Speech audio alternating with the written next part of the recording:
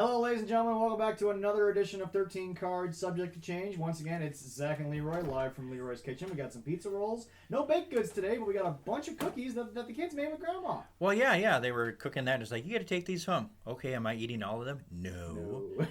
and we have a lovely, gigantic monitor in the kitchen here.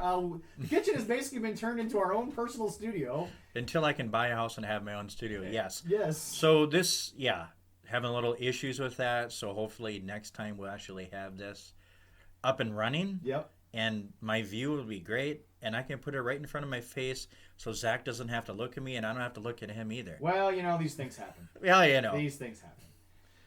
All right. So we're going to have a grand old Opry time here today, folks. We just had somebody walk in, which is always a possibility around here. But hey, you know what? Leroy's house, doors never really locked. You can say hi if you want to, man. Doors never really locked at your house, so we're not really... It's my tech guy that helps me with my computer stuff. Yeah, well, there you go. No, he's not that good. I'm a lot better at it, but you're better than I am. He paid for it. That's why I'm... So, he chose the job. He wanted one of two things to do here. So, that's true. So, Leroy, any... selfless pitch you want to give on the equipment you now have with us? Selfless pitch? What do you mean by that? What exactly is the new CPU going to be? What is everything we got here? It's a lot bigger. Okay. And it's just going to be meant for the podcast. I'm aware. Steve, my tech guy, Steve, helped me out with that. And, we can turn the mic on. You can go nuts, too, and talk. Well, we can pick you up from that too.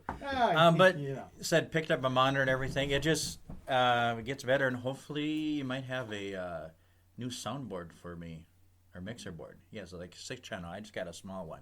So I mean, a little bit make us a little more professional.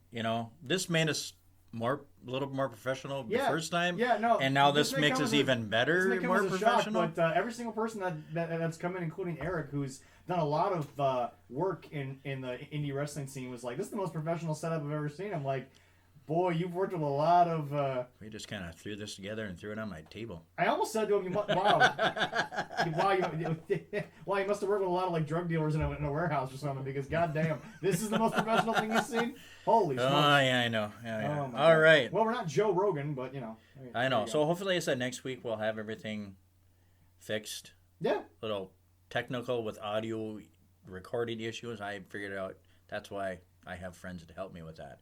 Yeah, friends is a very loose term, but what we'll go with. How about to put it better yet? It's family. He has no choice. It's family, so. Well, no choice. You can pick. You can pick your friends, but your family, that's. Well, you can't pick the family. You just chose wildlife. Anyway. Are we talking about my ex-wife? Well, National Geographic hasn't called me back with the pics from the, or the DNA test yet. So as of right now, we're still going with walrus. All right. We have no shame on the show. We have no shame. So anyway, so the monitor's up now. We could actually, we could watch a movie as we were doing this, or a show. Well, there's that. But what's really nice is now, whenever we have to look stuff up, I can actually see what weird maze you're going through just to get basic information off the internet. For God's sakes, it takes you 20 minutes to find things that I ask for. But I have it on a wrestling news page right now. That helps. They're kind of biased on some. Really surprising. These are the guys I've been arguing with on Facebook. But is this what you've been doing through 20-some episodes? Is you just go to a page? I asked for specific information, and you can't just find Wikipedia? Really? No, I do go to Wikipedia too. I can pull that up. Why does it take you 20 minutes to find things? Sometimes I have issues. He knows this for years of knowing me. Sometimes? There's sometimes in there? I've known him since I was like 5. It's scary. So with him, don't you? Not anymore. Well, we both work for the same company, just a wrong store. I just switched stores recently, which has been a breath of fresh air. Yeah. But all right. So what are we going to delve into first? We're done talking about the technical stuff. Well, ladies and gentlemen, for the first time in the history of our show, Leroy has actually watched a segment of AEW television that I did, and we're going to go straight into this because Chris Jericho, who, if I say that name, I think everyone pretty much knows who I'm talking about. Everyone knows what it is. He beat The Rock and Stone Cold the same night, first ever Undisputed Champion.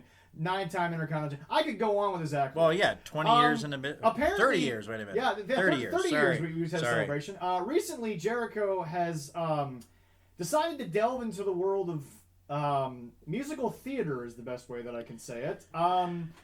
Did you watch that too? Oh, yeah. Okay, so Steve watched it. So, ladies and gentlemen, if you don't know what I'm talking about, it's actually on YouTube because I don't think anyone in the world could just sit back and not let this abomination of the wrestling business not be put on the internet for free indulgence. But so let me set the scene here. They're still at Daly's place. They can't really go to a steak place because of COVID situation, and Jericho's not exactly the most beloved person in the world because what is it now, like 270,000 cases were at the Sturgis bike rally that he and his band played at. Yeah, supposedly, yes. Yeah, so I mean, Mr. COVID there. He's been dubbed the COVID god, according to the dirt sheets. But anyway, and Jim Cornette, did he call him that or no? Jim has called him that, but a lot of people have been referring to that because again, you know, he keeps taking the stupid little nicknames that like people give him on the internet, and instead of being smart and weeding out the bad ones, he's just calling himself whatever he wants on national television now. It's literally, before we even get into the musical number they did, which again I said musical number with a wrestling. He must be learning from that bad boy dummy. No, actually, no. I'll get to that. Yeah, but, I know. All right. No, Chris Jericho has now proven to me, or at least he's showing that he's as bad as Vince Russo, because apparently, Chris had like 1,000 ideas, presented them all to Vince McMahon, and Vince McMahon was like, "No, we're not going to do that." And if anybody, and I have no knowledge of that, but there's no way that Vince would have let him do half the crap he's been doing on AEW television. Yeah, but anyway, true, yes. To set the scene here for anyone that doesn't know. MJF and Chris were at a steakhouse. Velma, whoever was their waitress, walked up. Yeah, something like that. Yeah. MJF ordered a steak well done. Right there, I had a problem because I don't understand why you would order a steak from a. If you're at any decent steakhouse, it's medium rare and then you stop. Okay, that's how you make. Damn right, you got to have a little blood in there. It makes it good. But anyway, it was a well done steak with a baked potato, and for some reason Chris found that offensive. And decided that he was going to order one cook below MJF. And then they went back and forth until finally Jericho said, "I'll have my steak blue." Which means, that's basically raw. I mean, it's not rare, folks. That's raw. And we don't have a Gordon Ramsay soundbite here, although he'd probably charge us for it, so we're not going to use it anytime soon. Yeah, I know, yeah. But, no, but anyway, so that happens. Then they decide to have a little... Well, they already had a drink. MJF insulted the quality of the wine to the waitress, who he called Thelma. I think her name is Velma. I'm not entirely sure. The fun part is we could pull it right up here and watch it. Can we not? But I'm not going to because I don't want to watch it again. I watched it once and it's just burned into my brain as every Vikings loss in the playoffs. But anyway. Yeah, I know. I want to keep my food down too. Yeah, so. But no. So to continue. By the way, can I point something out? Whoever the waitress was here, she doesn't actually do anything the entire segment. She literally is just standing there, continuing to write. She never even looks up from the pad of paper. She doesn't even look at the person that's ordering. This is horrible. Horrible waitstaff. There we go. Folks. So, yeah, she's like Penny from Third Rock from the Sun. Sure, yeah, there we go. I mean, yeah, no. That's a good I don't know. Some people don't know. I mean, that's what Sheldon says that all the time. I'm surprised you didn't have a reference from the 1800s, but obviously there wasn't TV back when you were. Yeah, but there wasn't really good. Well, if you made the waitress mad, she just punched and knocked your ass out. Well, they were tough back then. People were allowed to do that back then. The waitress was allowed to pretty much tell you to get out of the restaurant. But nowadays, the customer's always right, which we all know is not true. But anyway, yep. That's on camera, folks. Just want to point that out. Thankfully, no one from work actually listens to this thing. But no, here's the deal. So the waitress just keeps writing continuously. There's no stoppage. There's no look up. There's no ask for anything. There's no ask for a steak sauce. But also, I think what got lost through the whole segment was the fact that they kept asking for a baked potato, but nobody asked for sour cream or chives or butter. It was just they just said baked potato. Well, I guess their only excuse, they're not from Minnesota. They haven't had top potato. It's just wrong. Chris is close. He was in Canada. I don't know how he didn't find out about top potato. Top potato's delivering nationwide right now. I know, and so, if they ain't got that on their potato, they need sour cream. Well, here's my question though. First of all, how do you do your steak exactly? I mean, me? Yeah. I like it a little bloody. I mean, medium rare is okay with you? yeah, I have no problem with that. We're already down the rabbit hole. We're just gonna start talking about steak it's preferences at this point. Tender and good to chew, and my baked potato, I love it. And sour cream, top potato, but now that's my butter. question because I load that thing up. But they kept ordering the steak, but then they ordered a baked potato. Do people in Florida only order one side? I think a so. steak and a baked potato. That's it. I guess. Doesn't a steak dinner have to have at least two sides? And I mean, you got one starch. Well, most of the time I come up vegetable with that. When I go to Applebee's up here or Grizzly, yeah, shameless plug right there. I ain't gonna get any free from them, but not from Applebee's, you ain't. No, but they have two sides.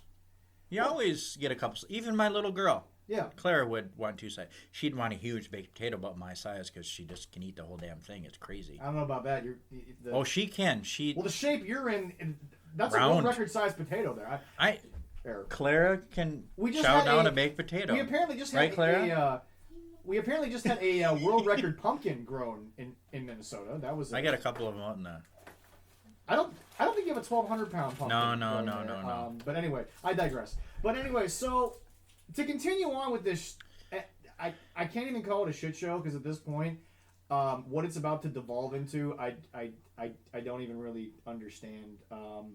So anyway, steak dinner. We've done the steaks. We have everything hot ordered. take center, just like my woman. There we go. I was wondering when that joke was finally going to air here. But anyway, so we've ordered the steaks. Now it's just Jericho and MJF. This is not a family show, trust me. We say that we dropped the F-bomb advantage. We haven't done that yet, but we can probably wait for that. No, your mom still won't watch anything after the first minute because we dropped swear words and it's not a play. My mom's she's a good Christian mom. She don't want that. Whatever. She used to say words like that to me when she got mad, so she can't say anything. I can't imagine somebody ever getting mad enough at you to say something like that. Ooh. Well, she's my sister. Yeah, well, fair enough. It's like, yeah. What does Eddie Murphy say a lot? Whack. There you go. Anyway, so we're going. So anyway, the steak orders have now been taken. All right. So Leroy, I thought I turned my volume off. God damn it! It wasn't over 5 seconds, so that's not copyright. We're okay. Yeah, I know. We're okay. What the hell is that? I don't know. Spam risk. And it's a 2 and 8 number, so I don't know. It is voting season. I mean. I know. I'm getting so much. I voted. I voted. I'm voting on election day because I just don't care. I'm going in. I'm going to go in. I'll put the mask on. I'll do the vote, whatever. But anyway, so for anyone wondering what's happened to the wrestling conversation, we're talking about all elite wrestling. You think there was a wrestling conversation to begin with? We've been going down the rabbit hole for the last 20 minutes. When I watched it, they were going, and then. What was the reason for them to break out in song and dance? Before we get to the song and dance, let me finish setting the scene here. We've ordered our steaks. Thelma, Louise, Velma, Scooby, I could care less what the woman's name was at this point. She has left the scene. They're talking about actual wrestling business, and then all of a sudden, they made a Cody joke. Yes, I remember that, yes. Yeah, that was a good one. And apparently that was the moment where I think a little too much of the bubbly and a little too much of the bad wine that MJF had finally hit their bloodstream, and all of a sudden, they broke into a song and dance routine, Me and My Shadow. I don't know if that's an actual song or if they wrote it themselves. No, Me and My Shadow is an actual real song. It's a classic. So let me get this straight. Chris Jericho has wasted... Who does that? Is this a Rat Pack song, or is this... It was around that time. It was a Big Man Swing song. Yes, it is. That's all I know. But anyway, so let me get this straight. We have made Tony Khan's father pay for something... Oh, yes. Who is it? Frank and Sammy. Oh, okay. Yeah. So it's Frank and Sammy. Perfect. So it's a Rat Pack song. All right. Yes, that's it is. Good. It's a wonderful song. So before we continue, let me get this straight. So Tony Khan's dad owns the Jacksonville Jaguars. He owns a soccer team in England that, by the way, there's a wonderful clip, if you go find it, of actual soccer announcers saying Tony Khan is a useless twit when it comes to running a soccer program. When you have soccer announcers, and they're British, so these are supposed to be polite people. When they're shitting on somebody, you must have done something really wrong. Let me just put that out there. Maybe I got my unpoliteness from my German side, because, I don't know about that. But anyway, so Eat some more. Go ahead. We've turned this thing into now a Rat Pack musical.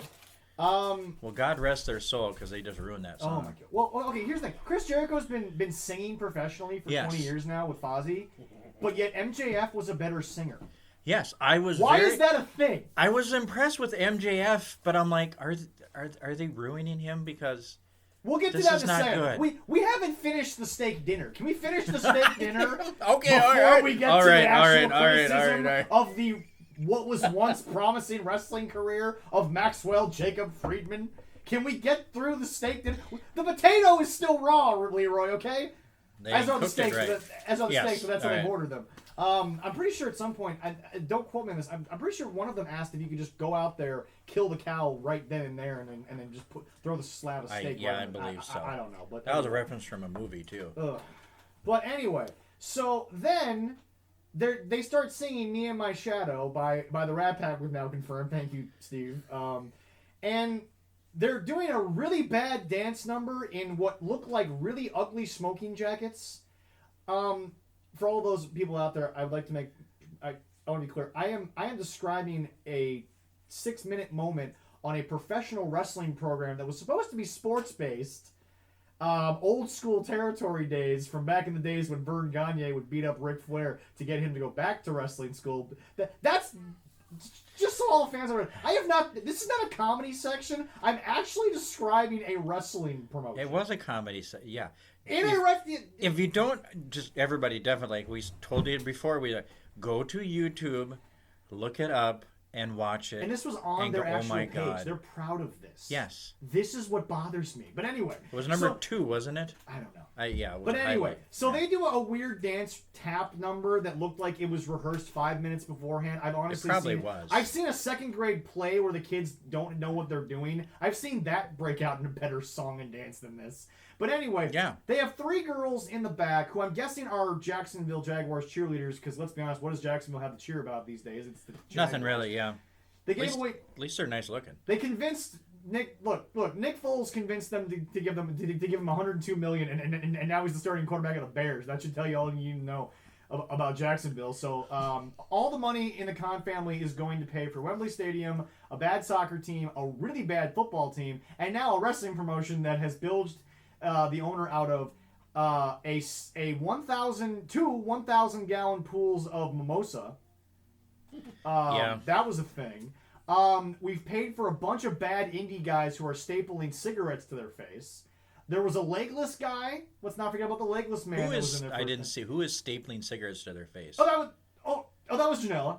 Okay. That was the first ever match they That ever doesn't had for the surprise- show. I'm glad we I also have missed to remember. I'm pretty sure I looked this up. I'm pretty sure every single dick druid cost about $3,000. Yeah, probably. So we have. We're not talking about that guy anymore. We don't like him. We have a paycheck that has been written. Can you imagine going to your accountant and saying, I need you to write out a check for 6 people that are going to be in blow up penis costumes? That's a real thing that happened on they charged me $50 for that. I didn't pay the $50. I streamed it through a pirated site. But people paid $50 to watch $50. penis druids. Anyway, so yeah, the accountants over there must be screaming at Khan, being like, "Bro, you're a billionaire. You can literally buy anything. You bought that? Yeah. Really? You bought that?"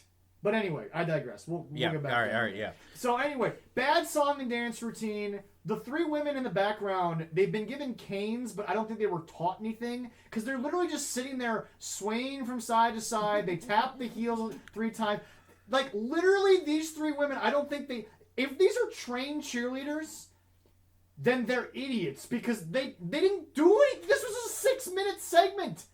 They didn't do anything. Well, it's not that, like, the Dallas Cowboy cheerleaders go through extensive training. You have to be good. And not everybody else does that. That's not my point. You have to have any NFL team worth their weight except for the Packers because they don't have cheerleaders, but Lord help me, it'd be cold to cheer in that stadium. Well, yeah, but I don't want to see a bunch of chicks. I don't want to see a bunch of chicks with like half their teeth either. No. But yeah, no. They're like kind of lazy. Well, in little maybe a The little. Wisconsin pickings are kind of slim there. I'm surprised we haven't actually been kicked out of Wisconsin for how much we rip on them on this show. But anyway, I eat a lot of cheese. I think that's why I'm staying here. That's fair. But anyway, no. To be a cheerleader at any level, you have to have some level of dance experience. These look like 3 random girls that were just on the beach in Florida, and they're like, "Hey, you want to make $500 for a really bad comedy sketch? Come on now." This was like this is the worst recruitment for Girls Gone Wild I've ever seen. Well, it's about it. Yeah. Yeah, but anyway, but no, seriously, go back and watch. And here's what bothers me. I don't know how to watch it again. The cameras pan to these 3 girls by themselves twice, maybe 3 times. They don't do anything for the entire 30 seconds they're on camera. And then all of a sudden, Jericho and MJF, yes, folks, they're still here. They're now dancing with 2 girls, bad ballroom style. Obviously, no choreograph here. I guarantee you this was one shot of Jack, and hey, we'll just one shot of Jack, action, good luck. Well, if this was done, I probably could dance better with one shot of Jack than they did. If this was done in more than one take, I will literally smash my freaking head through a stone tablet. I don't care. Should we work in the production booth on that company because we could do better then again? This setup's better than what they got going on. Well, yeah, that's true too. I don't know, but anyway, so they dance with the girls, then they drop the girls just flat off camera. Yeah, they like to do that. And then they do a weird dance routine, arms flail to the sides, and then they stop back to back, arms crossed, and MJF, God bless him, he turns around and goes, "Chris, would you do me a favor?" "What's that, Maxwell?" "Can you take it from the top?" I know. And they did it again. I'm just like, please, God, you can stop. So now that I've described it, your thoughts, because once again, for the first time in the history of our show with AEW television, you've actually watched this. Okay, and usually you do this before, but I'm going to do it now. My first reaction is, what in the fuck am I watching? Oh, my God. And I'm like, Jericho, what? I mean, and 30 years in the business, you go, let's see, do a song and dance and whatever, and like an idiot. Yeah, sure, why not? What? Jericho, if you hear this, Jericho, whatever, you're a moron. Why the hell do you do it? And MJF, they're gonna. I hope it just does not ruin his stuff. Because he's done. I like him, but this is horrible. No. He's done. He's 22 years old. He looks great. He's in great shape. He knows exactly what he's supposed to do when he does it. He understands psychology. He's an old school, kayfabe heel. He loves to tell fans. He literally charges fans $10 to take a picture with them, and then he flicks them off on camera. And tell them they suck. Yes. Yes. I love that. Yes, a 9-year-old did that, and his father sued the venue to get free merchandise. Like, and MJF just pretty much put on Twitter, "I'm sorry you like, I think it was like something, I'm sorry you're such a wuss to parent your kids." Like, he straight up insulted the parenting of this guy. Oh yeah, and he was the one bright spot of this all promotion. All of that, right and in 6 minutes, you killed. It went in the crapper. Anything that I don't have it. I wish I had a toilet flushing sound, but I don't have one of those. At this point, Leroy, take the microphone up to the friggin' bathroom upstairs and just... The cord doesn't go that long. Well, you know what? We'll probably hear it from the stairs anyway. But I just... Yeah, I don't know... See, here's the problem. This is a 2.5 hour show. I don't know where else to go. With that, I don't know. It's just like okay, we hit our peak, which was a literal shit stain. Yes. And now it can only go downhill from there. Only thing I say about AEW, thank God they have Eddie Kingston. Oh God. His promos, if everybody look and find his promos wherever, but this is what that's great. But did you find a toilet sound? but this is what... A few farts in there too. Oh, bring it a little closer to my mic and do it again. Oh, trust me. I think we can hear it. There were a couple of fart sounds in there. There we go. Keep it going. Let it keep going. It percolates. Jiggle the handle. There we go. Jiggle the handle. No, we did jiggle the handle. We did jiggle the handle? Okay, all right. Yes. That was what we found of the first segment that we had to do. God. Oh. So I am not paid for this show. I should be for having to watch that live. Oh God. Yeah. I just... All right. help. You know, and You know, and I'm going to do this after this, you know. Okay. I know I ripped on Jericho and he's from Canada. I'm not saying I'm not ripping on all Canadians, but hey, like I showed Zach earlier, we've been getting a lot of hits on our Potomatic show from Canada. 250 downloads out of Toronto. If it's the same person doing it, whatever. Sharing with your friends. We don't have that many episodes. Why would you download us to it? First of all, I know there's not many. I There's can't only work 200 minutes with you, but 23. apparently someone's going to want to download 250 episodes of you. But whatever, if they're doing that, distributing their friends, whatever. Thank you, yeah, Canada. Yeah, that's great. I love my Canadian bacon, and it's just ham. It's just ham. Relax. But it's Canadian bacon. I love the movie too because that was a good movie. That's fair. Oh. Yeah. And, sorry, Toronto. We love you because that's where all the downloads come from. We love you, Toronto. Sorry about the Maple Leafs, but we love you, Toronto. Yeah. But I love the whole rest of Canada too because I hope more people in Canada besides Toronto will be listening to us. Yeah. And the one guy in France.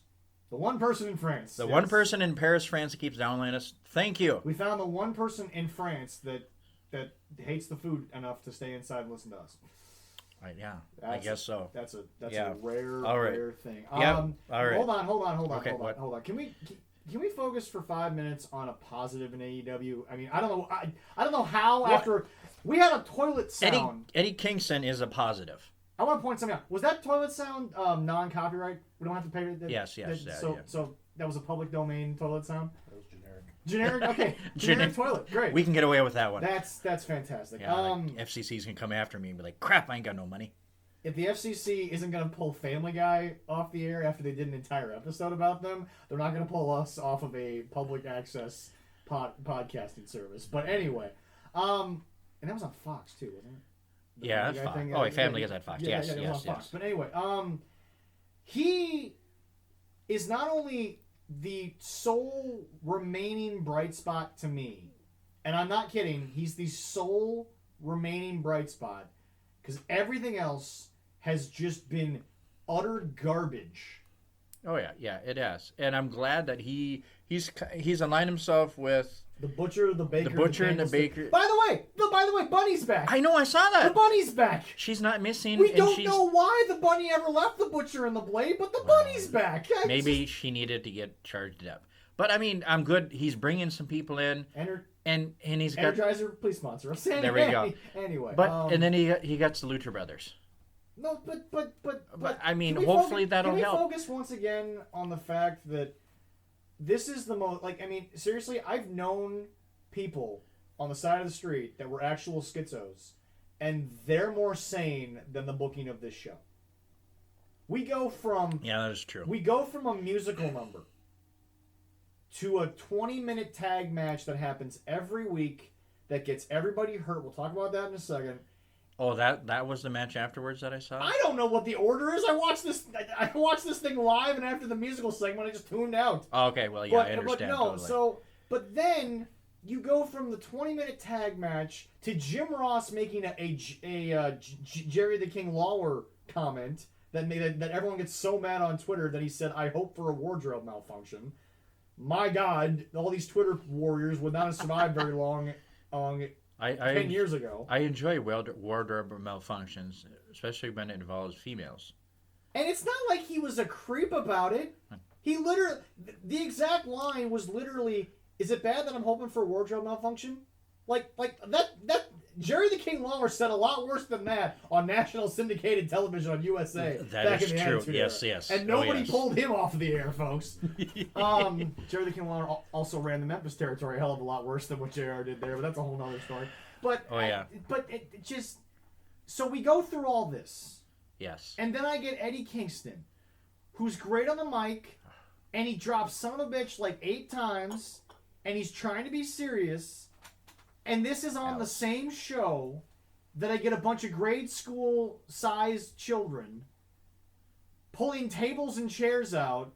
And it's the same show where I saw a legendary man known as Matt Hardy fall 12 feet onto a concrete floor, and they kept rolling. Yeah. All of that, and I still get Eddie Kingston, really? I'm not watching 2 hours of television just to watch 5 minutes of Eddie Kingston. And I can't watch MJF anymore. Not after that. See, I just wait for the highlights to come out on Facebook or whatever that, and I watch Eddie What highlights? The Eddie Kingston we put promo. A shit sound to this show. Okay, I wait for the Eddie Kingston promos. That's all I like. I really just want them to do the first 10 minutes of Eddie Kingston, and then I can turn to NXT for the next 55 minutes. Yeah, that would work. That's all I can do. But Yeah. but no, I just, he is so good. He is so much better than I thought he was going to be. And I severely wish to God he wins, because I'm done with Moxley. I do. I hope he does win. I'm over. It's bad.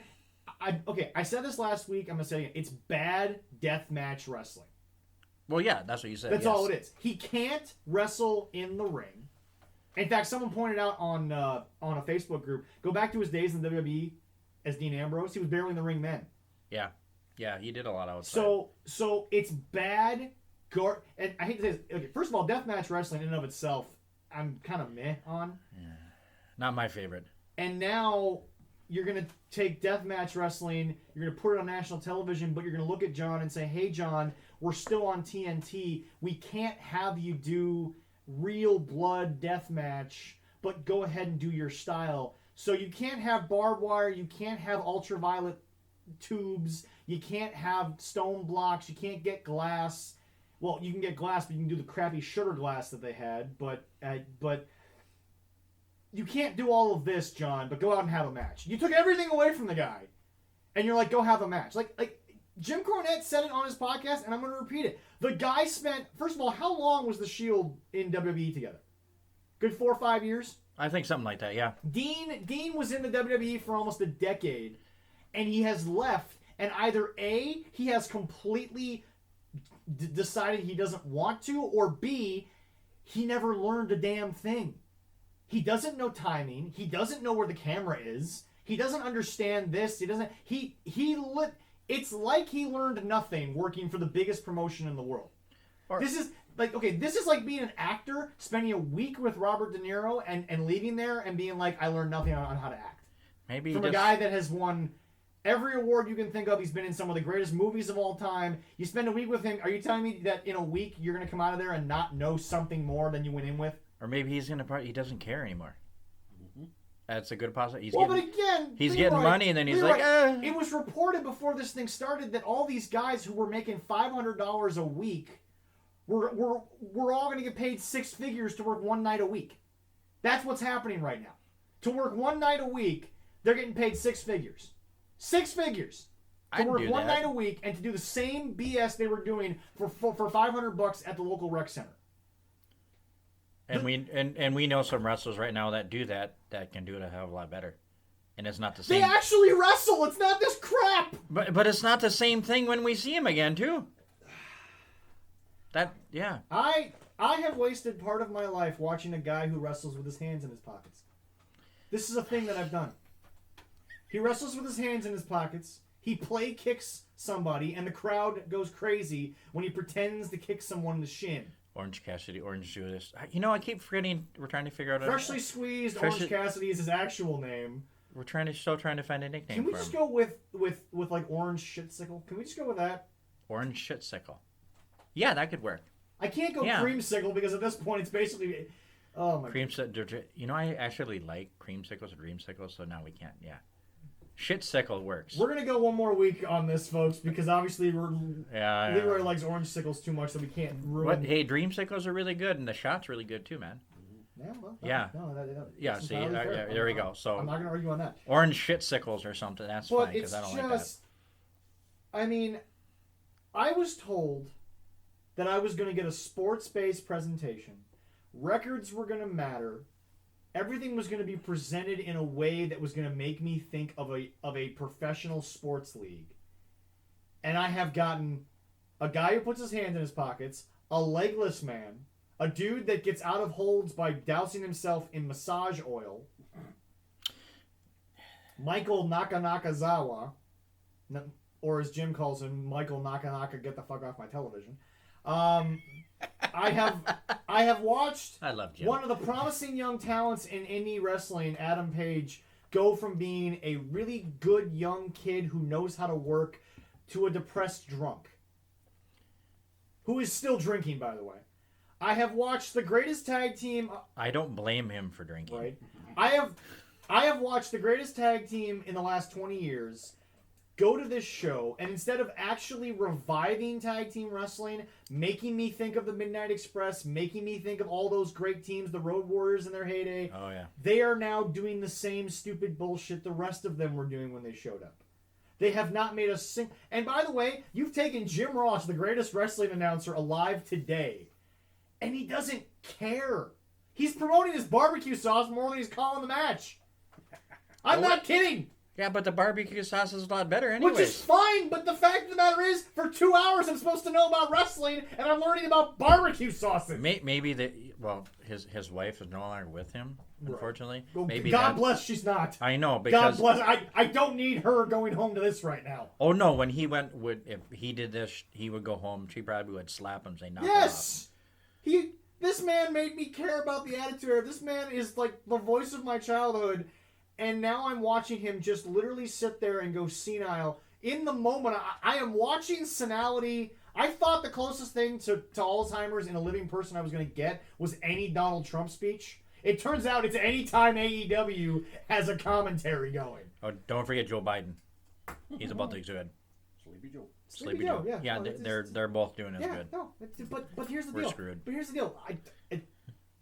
I'm sorry, but Tony Schiavone called Nitro. He was a part of the last great wrestling company to fight against the WWE. Yes. And he ain't doing that, yeah. Tony Schiavone got kicked in the face by the Young Bucks. The very next week, Tony Schiavone goes, I hold no ill feelings. They kicked him in the face! I'd be a little upset. I want to kick somebody in the nuts after they kick me in the face. Well, it's like... That's me. At least Tony Schiavone should be able to be like, well, I'm going to keep my distance from them. No, he just praised them as the greatest tag team in the world today. They kicked you in the face for no reason, knocked you unconscious on national television, and the very next week, not only are you fine, but you're back at your normal job, and you're okay with them? Yeah, I would egg this on for a couple weeks. Yep. That's me. I don't know, because you've watched more than 10 minutes of actual professional wrestling television? I've been watching it longer than Jericho's been in wrestling. That's scary, too. Oh, my God. Yeah. I know. In a year and a half, I've watched Chris Jericho get thrown into a vat of orange juice. There were 2 of these, by the way, but yet only one of them was used. Apparently that was part of the match. I've watched the worst women's wrestling I could possibly imagine. Yes. It's awful. I'm not even trained as a wrestler, and I could beat up half these women. Sorry, I could.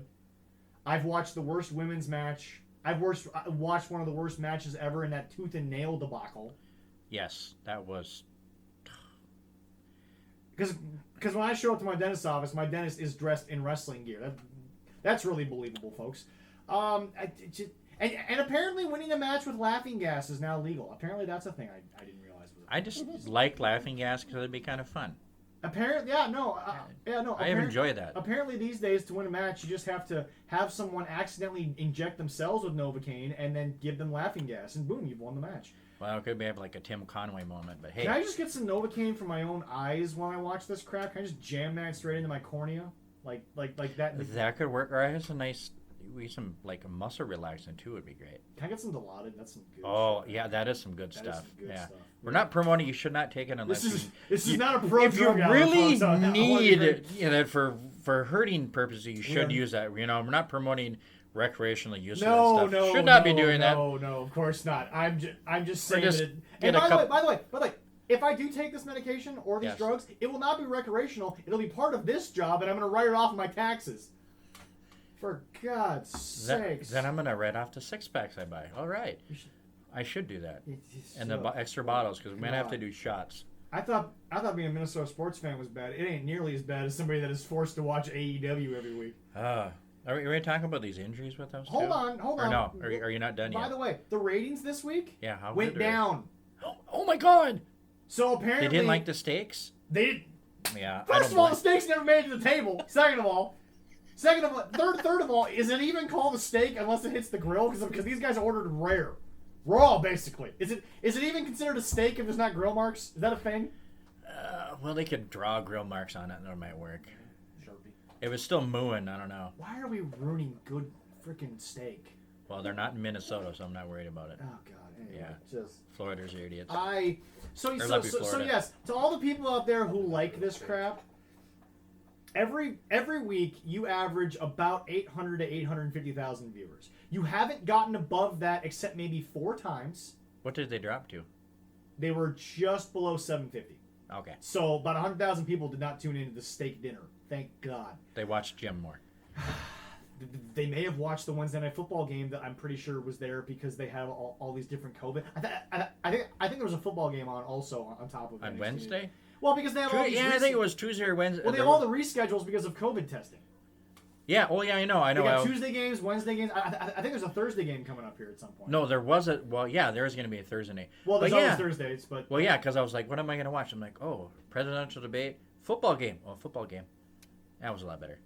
There's a picture online a baseball game. of a Delta flight, and it's an overseas I did see night that. flight, and someone took a picture from the back of the plane, and all the screens had the presidential debate on it. There's one dude in the corner that's watching the Thursday night football game. So you'd rather watch the Jets play?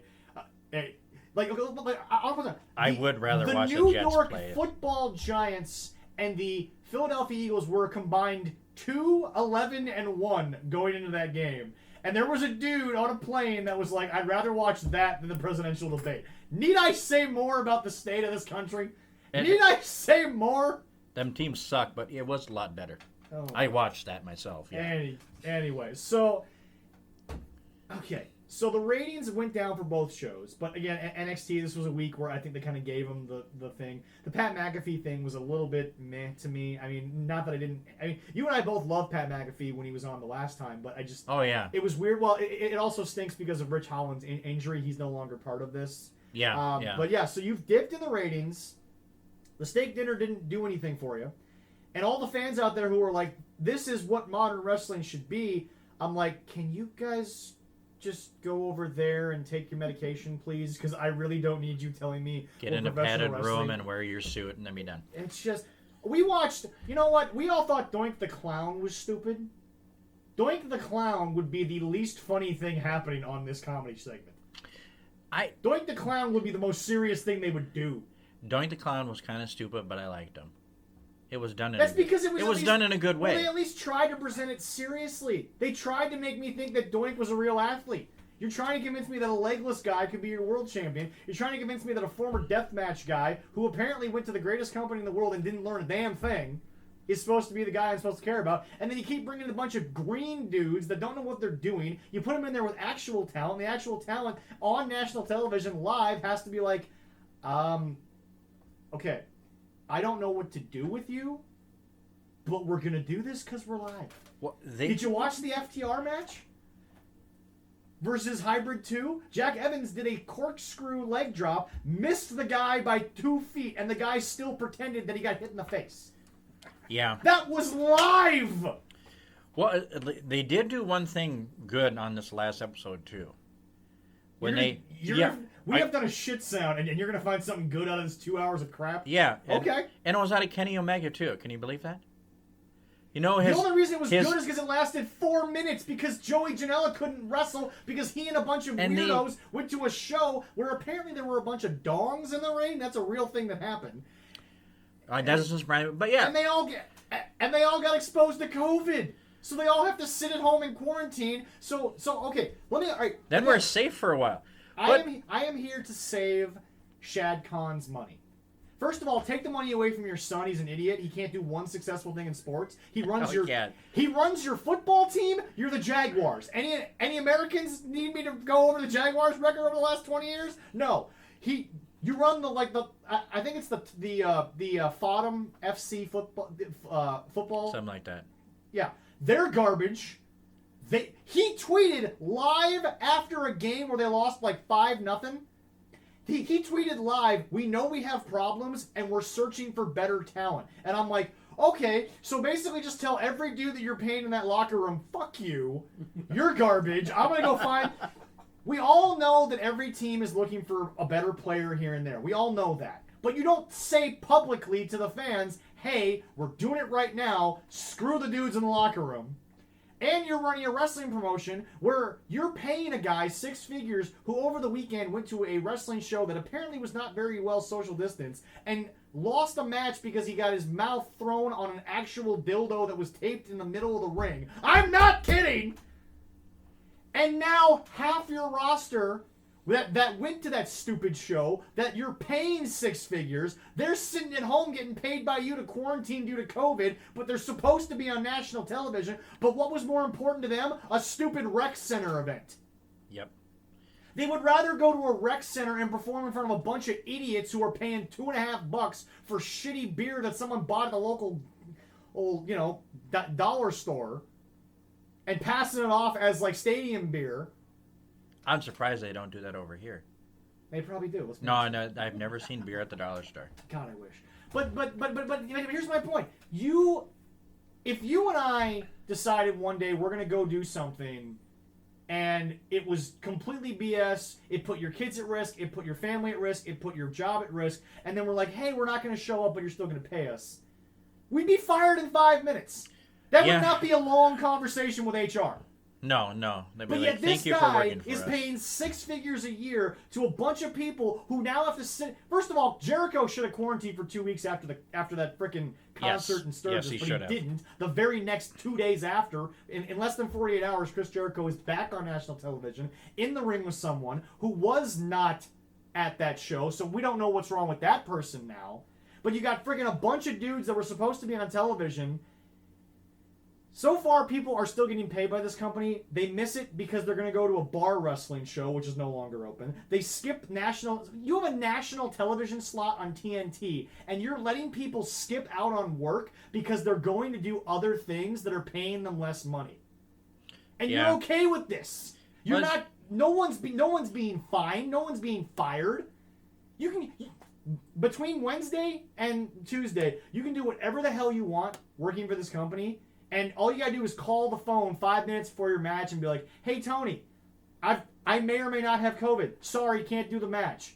And then all of a sudden, the idiot back there who thinks he's the greatest booker of the 21st century is like, "Well, throw out his tag team partner, who is Sonny Kiss, who I've got nothing against. If Sonny Kiss wants to be gay and flamboyant, cool. Don't care."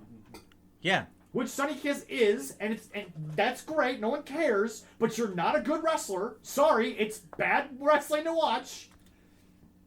And then boom, you're out there with Kenny Omega, who's supposed to be the best in the world. And the only reason why this is good, the only reason why I agree with you it was good, is because instead of giving Joey and Kenny 25 minutes like they promised, they gave them 3. And Kenny just beat the crap out of Sonny and walked out of the ring. Yeah. That's the only One reason more it was good. big spot was like, boom. But did you see who's up for the finals of that? Or did not? They actually put a spoiler on there of everything that's happening this next Wednesday. So if you don't want to watch it, you can actually read about it and not have to watch it. Let's just, first of all, no. I have promised the people on here, if I'm going to shit on something, I'm going to actually physically watch what I'm going to shit on. Okay? But here's the deal. We leave a big steaming turd on it. Oh, God. But no, but Leroy, think about what you just said. Spoilers have already hit the internet. That means they're taping this. They did. And it's not live. It's still shit, but you're taping it? Yeah, for some reason, they taped it. That's what I saw. You have Tully Blanchard, one of the greatest names in the history of professional wrestling. He is the manager of FTR. He says nothing. He does nothing. He walks around at ringside, and at his age, he should not be doing that much walking, by the way.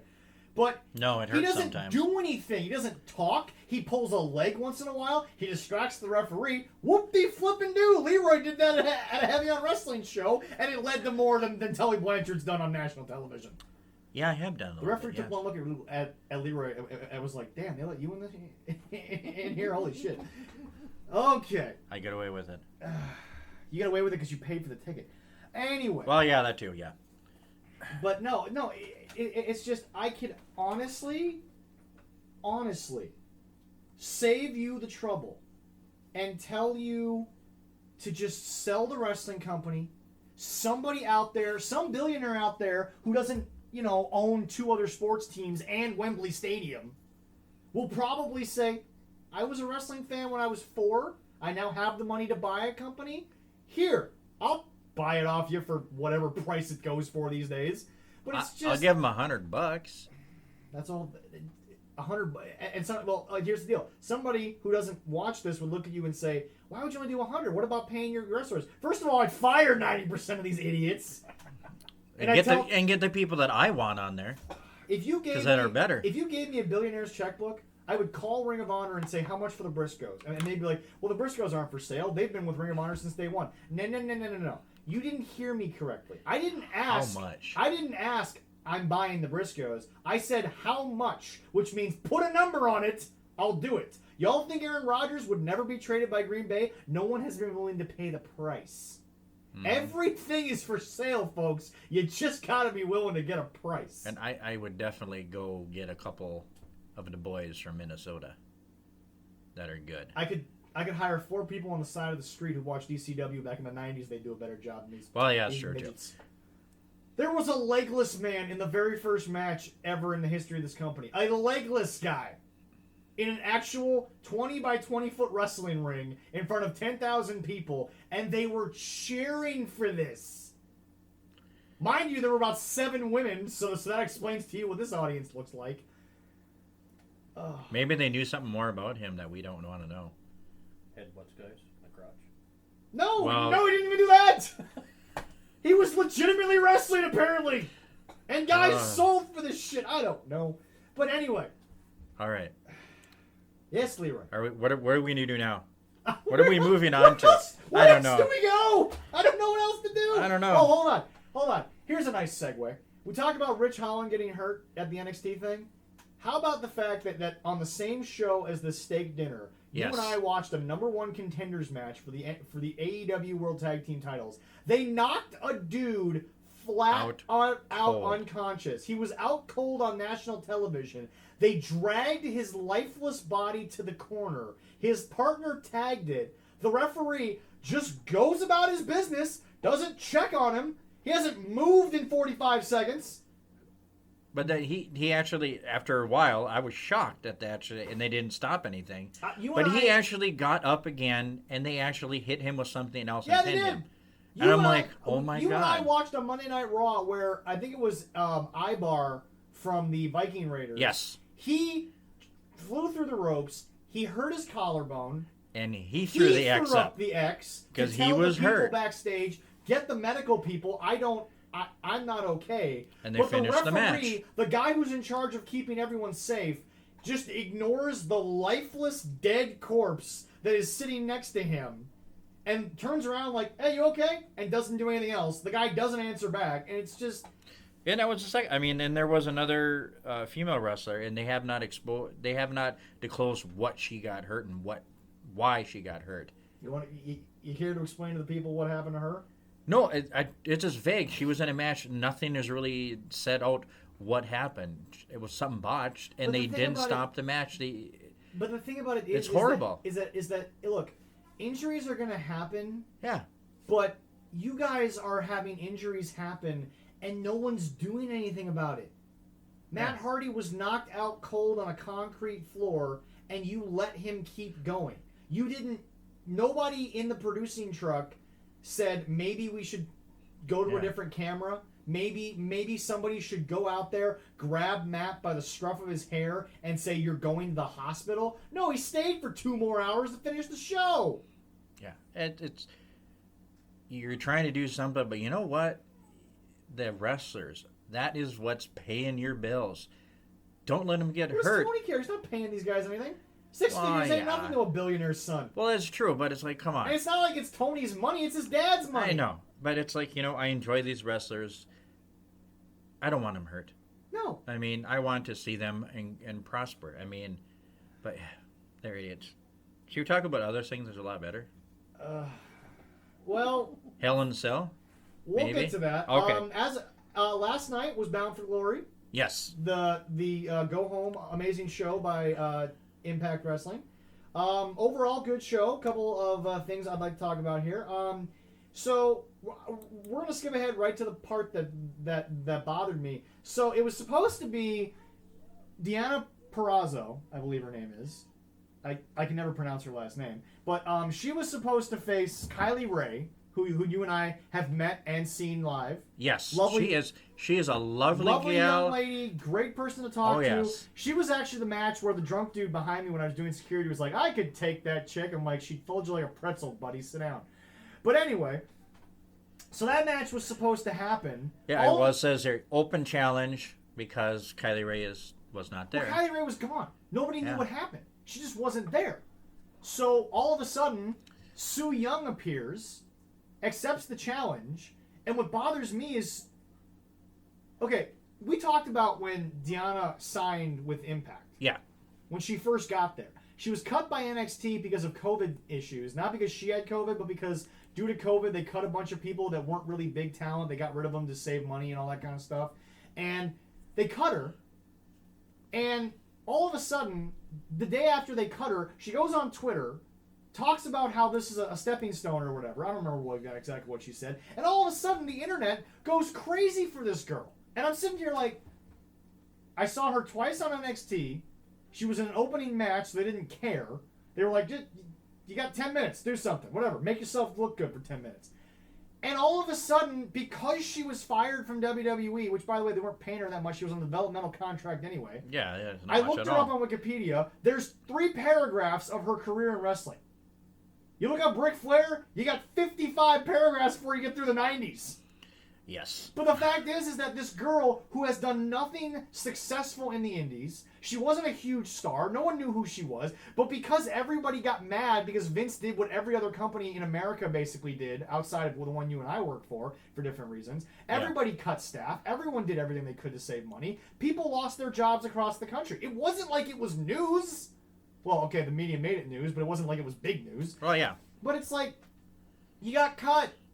You Hey. were in 2 matches, nobody cared. You were And then- freshly new on the scene anyway. And And then of a she's sudden- on Impact. Well, here's the thing, though. Before she got the Impact, there were message boards. There was Twitter. People were liking her tweet. They were retweeting it saying, this woman... I'm not saying she's not talented because she's done a very good job in Impact. Yeah. But for some strange reason, she shows up in Impact. She's not signed to Impact. They make her the champion. And I'm like, this is typical TNA booking. And beat one of my favorite wrestlers over in Impact. Exactly. Jordan Grace. who was- She's great. Who was a great competitor up until that point. But hey, let's give it to this new girl who's only the new hot young thing because she got fired from WWE and she said she got fired from WWE.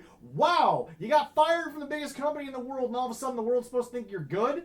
Really? That's not how this works. But that's how the internet works. Yeah, and well, she hasn't been champion for that long either. Well, but what bothered me A few was... months. was But that yeah, no, I she's- agree. She's such a talent. Everyone loves her. Yada, yada. Cool. She signs a multi-year deal with Impact, which nobody signs a multi-year deal with Impact. Impact does 2 years and you're out the door. And there's all this build. She's this amazing competitor. She's like one of the highlights of the show. And you pull the belt off her for Su Yung? Really? Yeah, I You don't pull know. the belt off. The match wasn't promoted because it was a last-minute change for whatever reason. Kylie Ray's not in the match. You promoted that. That's not happening. And you took the belt off. This is typical Impact. See, Impact, first of all, they are so far away from the Jarrett family now. It's incredible. Yes. Oh, yeah. But the booking gods or the booking devil, whoever the one's doing this, it plagues them. It's another, hey, we got something going here. Let's for some reason end it 2 weeks in. They're drinking the Kool-Aid. The wrong Kool-Aid. Like AEW. But it's just... Look.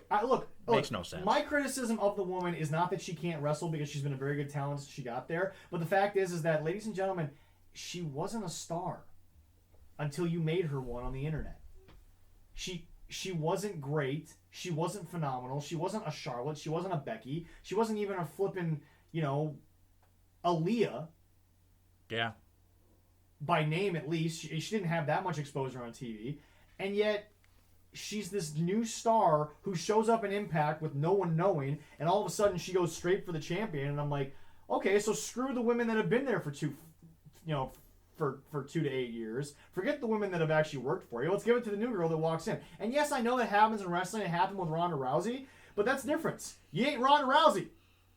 You ain't bringing in that kind of money.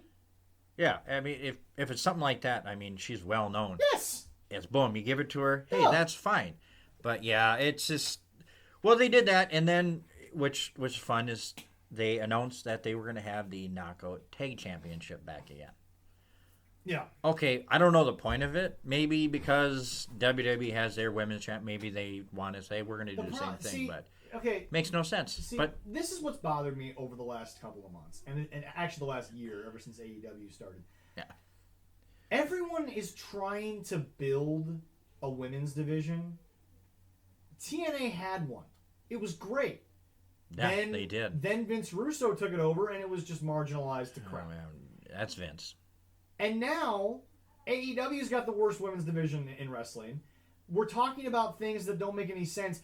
Excalibur can't stop talking about the fact that apparently, Hikaru Shida was the Tokyo Stardom Princess Championship. That's a real thing that he said on the air. Yeah. Well, Also, apparently Kenny Omega also has a Princess Championship. That's what Excalibur said. This guy's Yes. allowed to talk on national television, folks. But anyway, everyone's trying to say, hey, look, women, you guys are powerful. Here's your opportunity to perform. Look, I don't care if you're male, female, or any other identification. You suck, you suck. You're bad, you're bad. Women aren't playing in the NFL because there's a reason for that.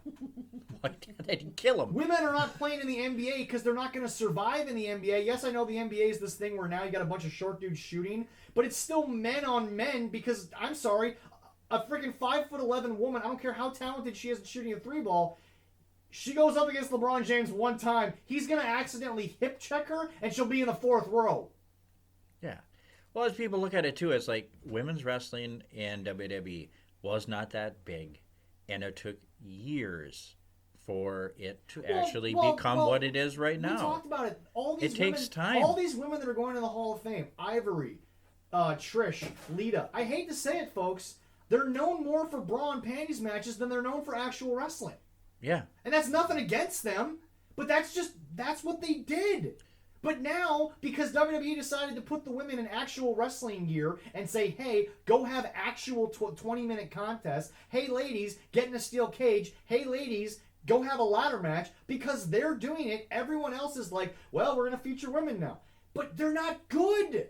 Yeah. They're not trained. They don't know what they're doing. And that's one thing. It's just like, yeah, Vince found the best females out there, and Let's look at these we women got for a them. sec. You got Sasha, who's a natural talent. Her cousin's Snoop Dogg, so she understands limelight. You got Becky. Love my Snoop Dogg, yeah, man. Becky was training for years over in Ireland under Finn Balor, yeah. who ran the Tokyo Dojo for New Japan. You got Charlotte. What's Charlotte's last name? Woo! Need I say That's more, it. folks? Yeah. You gotta seriously. Can you imagine?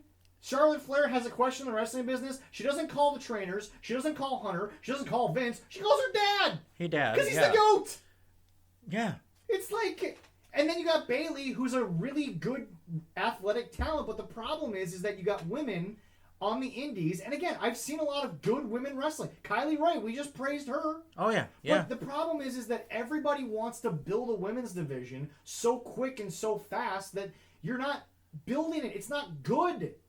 I'm sorry, ladies, but I hate to say it, but the way that a male-dominated thing, and this is male-dominated, men watch this more than women. Sorry, that's just the way it works. Yeah. Give us the eye candy. That's what we need from The you. men for years wanted to see bra and panties matches. Now they're actually into watching athletic competitions. It has to evolve. Well, I don't mind a little bra and panties in between, you know.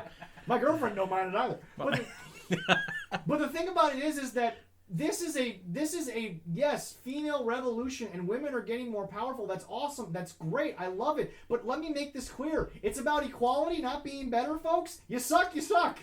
Well, yeah. I hate to say it. Or like somebody put a picture up in the lounge. They said they have 4 shots of butts. It's like, you don't have to see the face and you know exactly who that is. Yeah, that's true. I looked at them like, oh, yep. I knew exactly who they were. And it's like, is that bad of me? No. I look at their butts. Here's the thing.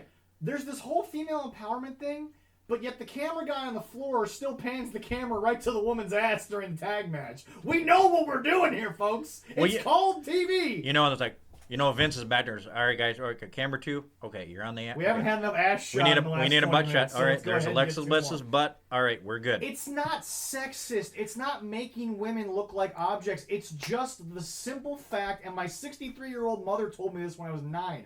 Sex sells. Get over it. That's how the world works.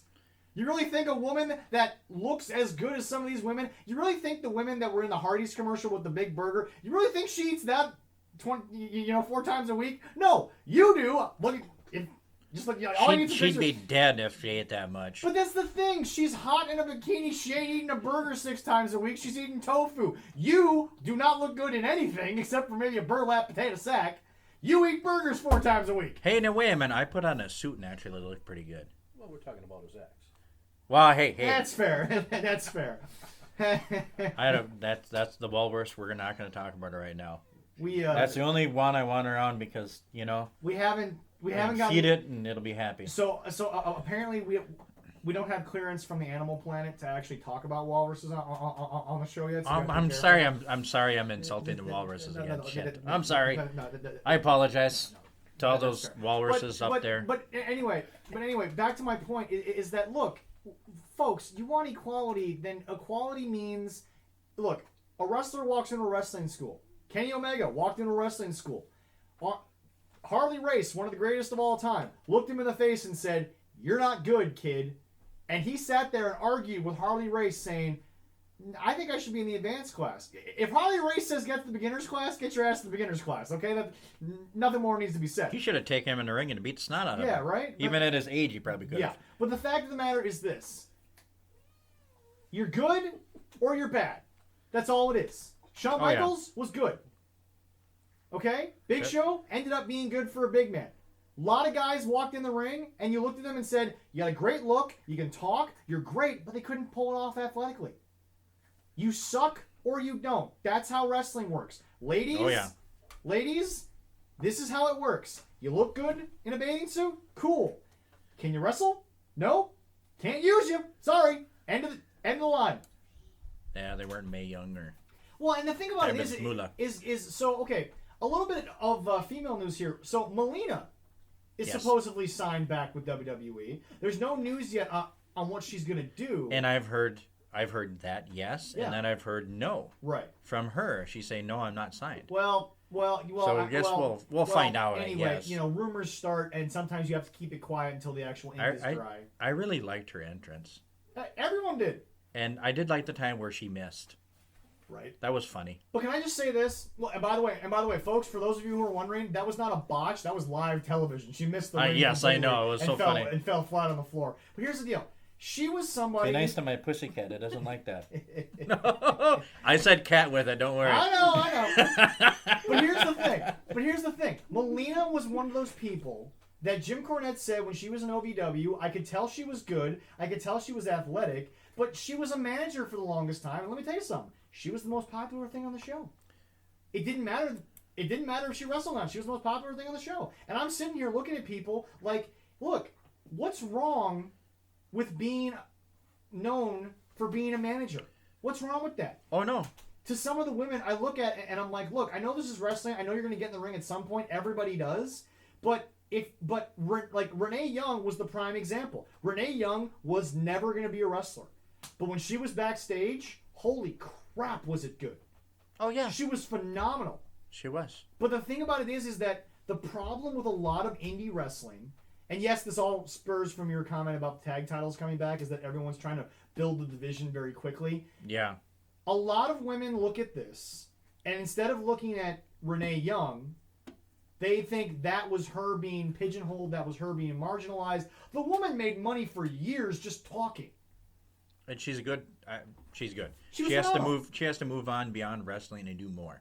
That's what she needs to do. And if ESPN I'm so happy. If ESPN wants to get her viewers back from FS1 that has all of their shows now, because right now I think FS1 has better quality sports morning talk shows. I think FS1's better. They do. They got a lot of good. But they have the good female talent with them. Yeah, exactly. Too. But here's my thing. ESPN, you want to get more ratings? You call Renee Young and you tell her, "What do you want? We will pay it," because she's great. But the thing is that Look, the tag titles are coming back. That's great, but here's my problem. I don't know if the women's division in Impact is up for having a world champion and a tag team division. That's a lot to ask from a roster that I don't think it's the talent it was back when they had the titles in the first place. No, I mean, they don't have... Gail Kim's not there. They don't have the size like WWE has. Yeah, that would help. Gail Kim's not there. Awesome Kong's not there. Madison Rayne is no longer really involved that much in ring anymore. You don't have the Angelina Loves. You don't have the talent Tessa. that you did. I mean, you don't have Tessa. Yeah. Well, no. Actually, I think she came back. I heard that. Blanchard? No. Oh, she did. No, I have not heard anything on her. She's still in limbo. With everything that happened there, I don't expect her to come back. And her husband is no longer with Impact either. He was never really with Impact, though. He was signed or whatever like that, but he's just in Mexico now. But he's done with them. I can never forget the rumor that she was like, she wants $150,000 to return the belt, and I'm like, you think Impact's got $150,000 laying around? The belt costs like $400. Anyway. Yeah. But no, it's just, look, the tag titles are back in Impact for the women. Great. That's awesome. The belt looks great. The belts look nice. It's a nice looking belt. Whoop-de-dingle-doo. But you've looked at the roster the same way I have. I mean, is it going to be good or is it going to be marginalized for a while? It is. It's going to be. They need to sign more and it's they got to get It's better. going to be 5-minute title matches. I'm sorry, it is. And if you're going to tell me that, it's going to be 15 minutes, okay, but can I get 15 minutes of quality? And you won't. AEW gives me 25-minute matches every week. It's garbage. But then the guys I want to see get like 10 minutes. 10 minutes, and I get to see what I want. 25 minutes of the same. First of all, the best friends need to stop being on AEW television. They've been on every Dynamite, and they get worse every time I watch. Yeah, put them on dark. Please. I mean, yeah. But no. I mean, your thoughts on the Knockouts titles coming back, because I obviously ranted there for a bit. Well, no, I agree. I mean, I don't think it's necessary. When I heard that, I was like, what the hell? They don't. I mean, because I don't see that many women wrestlers on Impact anymore. Are there any women tag teams on No, Impact? there isn't. Or is this just going to turn into, hey, we have tag team titles now. We're going to throw two people together. You and you are a tag team. You and you are a tag team. Hey, you know what? We're going to put you and you together, but next week we're going to split you up and put you and you. Like, I don't think they have enough at least when the tag women's titles talent came to do it. To WWE, you had the Iconics. You had Sasha and Bayley that were credible as a tag team because they were friends for the longest time. Yeah, you had the Riot Squad. You had women factions. It made sense. Yeah, and they don't have it. Okay, the cat is chasing after a marble, I think, right now. Yep. That... Not gonna lie, I thought that was you having one of your gas spurts again that you've had on. No, mine would have been a lot worse, and he might have passed out. Okay, Shrek. Anyway. Hey, I'm sorry. I do that to my kids. They love me. And your daughter does it right back. She does. She's good at it. That's my girl. I'm proud of her. Nia Jax. She's in WWE. Yeah. You're a big girl. Yeah. What she teamed up with. That's Shayna Baszler. Shayna Baszler. But here's the thing, though. That's good. But here's the thing. They don't like each other, but they're good tag team. Well, but they don't like each other, but that's the dynamic. Yeah. They have told me a story that says we're going to put two singles people together. And first of all, Nia's there because she needs to stop hurting people. Number one. Yes. Number two, Shayna's there because they sent her home for 2 months because Becky got pregnant and they didn't have anything for her. And by the way, for all of you out there in Radio Land who are listening who are like, well, they sent her home, they have nothing for her, she should leave. Wouldn't you rather she sit at home and do nothing than have her be on TV and do nothing on TV?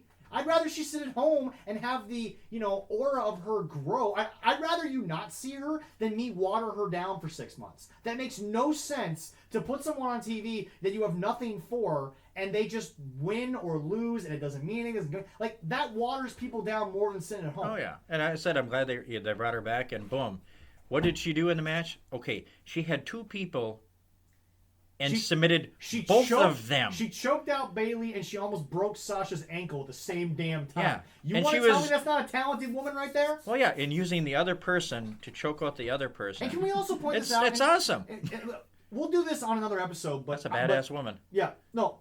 That might be fun, but I might get hurt. Yeah. What a way to go. We're gonna do the comparison right. You know, we're not gonna do the comparison now. We're gonna save that for another week. But I'm gonna say right now. Yeah. Shayna is better than Ronda Rousey.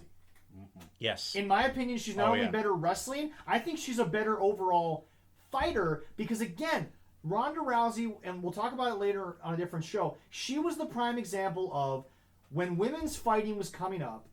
Ronda Rousey was unbeaten. She was knocking women out in like 30 seconds.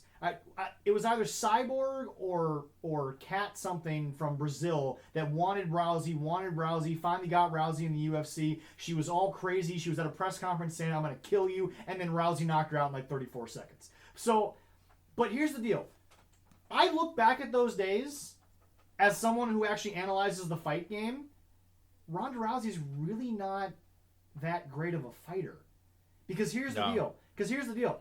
The only person in the history of professional fighting, in my opinion, that got by on size alone for a while was Brock Lesnar. But that's because Brock's just stronger than every other person he's going to get in there with.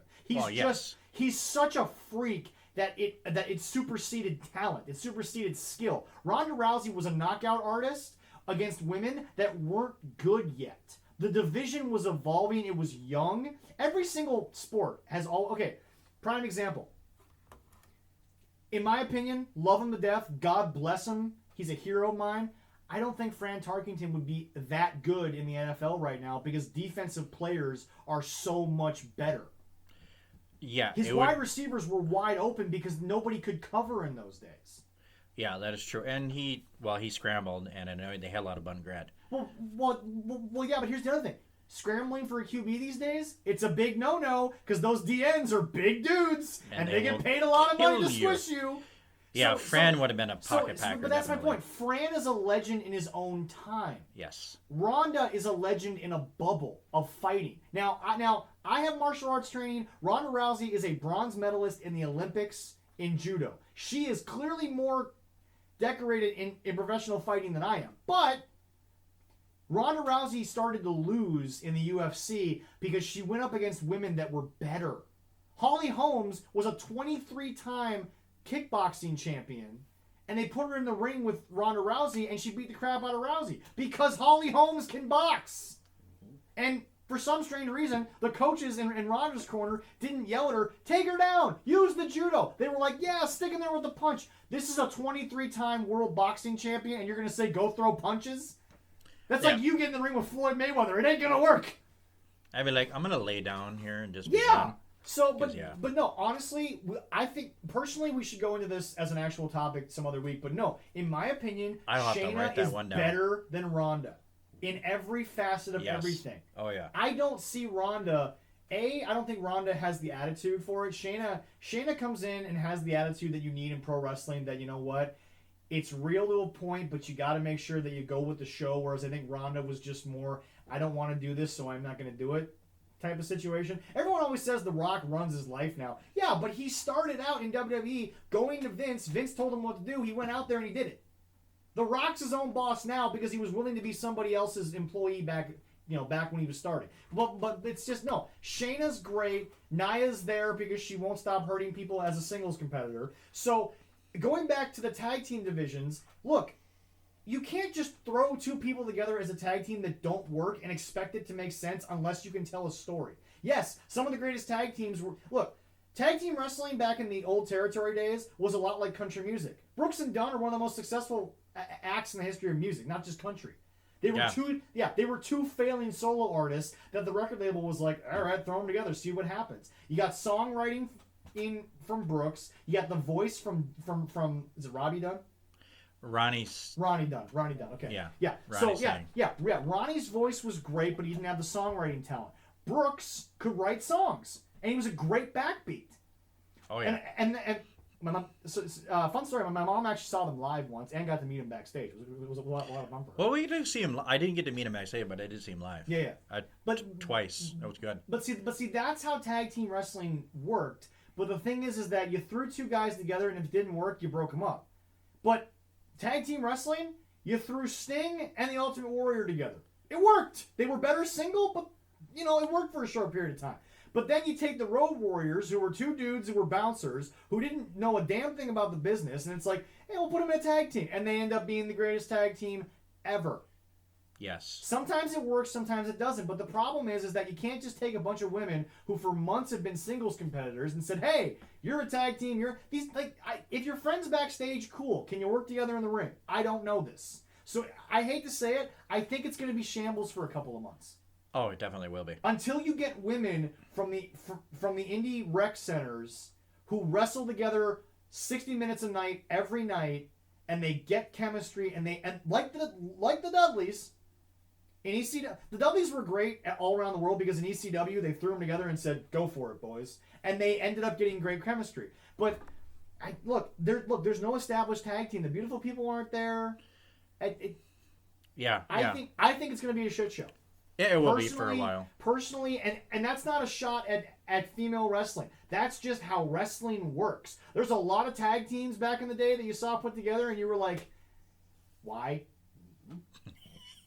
Yep. You're not always going to get the Road Warriors. You're not always going to get the Rock and Roll Express. You're not always going to get the Midnight Express. Heart Foundation. Yeah, exactly. That's not always going to happen. But, in my opinion, I would have not announced the titles. Yes, it's Bound for Glory, and that was the time to put... That was their base. Yeah, it's a good time to announce something like that. It's a good time to announce it, but here's the deal. If that was the plan, don't say anything. But now, over the next year, develop a tag team division. And then the next Bound for Glory, then announce the titles. You got 6 women's teams that make sense. You could spend a year on television building a women's faction. This woman and this woman are now friends off camera. They're wrestling together. They're training together. They're building together. But it's like, first of all, I don't trust Impact's doing that. That's my problem. Well, so no, they're not going to do that. I don't know. Yeah. I'm scared because I hate to say it. I think it's going to marginalize the women's division. And by the way, there's a reason why AEW hasn't built a women's tag team division yet. Because even they know their women's division is shit. But they won't admit it and just cut the cord. They're going to keep going with it. WWE had an established record for years. Leroy's still yelling at the cat here, folks. Well, she's meowing at me like, what? She has food, she has water, shut up. Yeah. It's butthole wrestling. Well, she is not an AEW fan. Leroy? She's a WWE girl. Leroy, Yeah. you're talking about a cat. So you said Yeah. food, water. You're missing the most important thing. Your complete and undivided attention at all times. Yeah. There's 3 things the cats need: food, water, and your undivided attention. Anyway. But she has 2 kids that can play with her, but she avoids them like a plague, almost. Well. Yeah. I understand. Also at Bound for Glory, the Cowboy, James Storm, made a return to Impact in the in the Call Your Shot gauntlet. I don't know if this is a permanent stay for him. This could be a one-off like his NXT thing was. Yeah, it could be, yeah. Because I remember, and correct me if I'm wrong, right before COVID started, didn't he have a deal in place with WWE, and then COVID happened, and they put that deal on hold? Because of that, so. So I'll give you a call on another day for fixing that. Have a good day, Steve. Sorry. See ya. So that's my thing is I don't know if this is if he appears on their next television, maybe I'll take it a little more seriously. But I mean, it's pay-per-view. It's like the Royal Rumble. You bring the guy back for one night. He didn't win the Call Your Shot Battle Royal. No, but that was Rhino. Rhino won that. Reportedly, Heath Slater actually got injured. Luckily, Impact had already said that Heath gets a contract whether he wins the match or Rhino wins the match. Rhino won the match. Great to see Rhino still doing good. He continues to try and be in shape. He continues to try to do well. Really, a lot of fun to see that. No, but the Call Your Shot was a lot of fun. Great to see James Storm. Obviously, a lot of history there in Impact back when they were TNA. One of those TNA original guys, former world champion. Then lost it to Bobby Roode when they broke up Beer Money. Beer Money, of course, was a great tag team. And then going back to the most early days, we can also talk about AMW, America's Most Wanted, one of the most successful tag teams in the history of wrestling, not just TNA. They were definitely. They were 6-time NWA World Tag Team Champions. I mean, they were a phenomenal tag team together. Great chemistry. Cowboy James Storm and the Wildcat Chris Harris. But yeah, no, great to see James Storm back. Don't know if he's going to be in Impact for forever. He'd be a great veteran, though, I think, to have there right now, because there's a lot of young guys going on there right now. Yeah, so I mean, we'll see. I don't necessarily know what's going to come out of that. Super excited though that it happened, and overall good pay-per-view. A little surprised that you just gave the tag titles right back to the North. Didn't give it to the Good Brothers yet. Yeah, I mean, well, it was like, what was it, a 4-way? You know, give back to the former champs and everything like that. But yeah, they could have gone to the Good Brothers. But maybe another pay-per-view, they're going to do a one-on-one shot and give it that way. I mean, and that would be all right too, or they got some other plan. I'm not sure, so. Honestly, here's my other problem with that women's title drop. You mentioned it yourself. She wasn't the champion that long. Yeah. Eric Young wasn't the champion that long either. Yeah. And yet they took the belt off him and gave it to Rich Swann. And, okay, here's my problem with indie-style booking, which is what they are. Yeah. Vince McMahon knows what WrestleMania is going to be the day after the last WrestleMania. But now he has to work backwards. What's Hell in a Cell going to be? What's TLC going to be? Yada yada. He has to basically work backwards when he builds the show. Yeah. So here's the deal. WrestleMania is known as the night of payoffs. It's the night of big stories come to an end. You win. I do agree recently with what AJ Styles said. I think WrestleMania needs to be shortened down. I did see that, and yeah, I think so a little bit.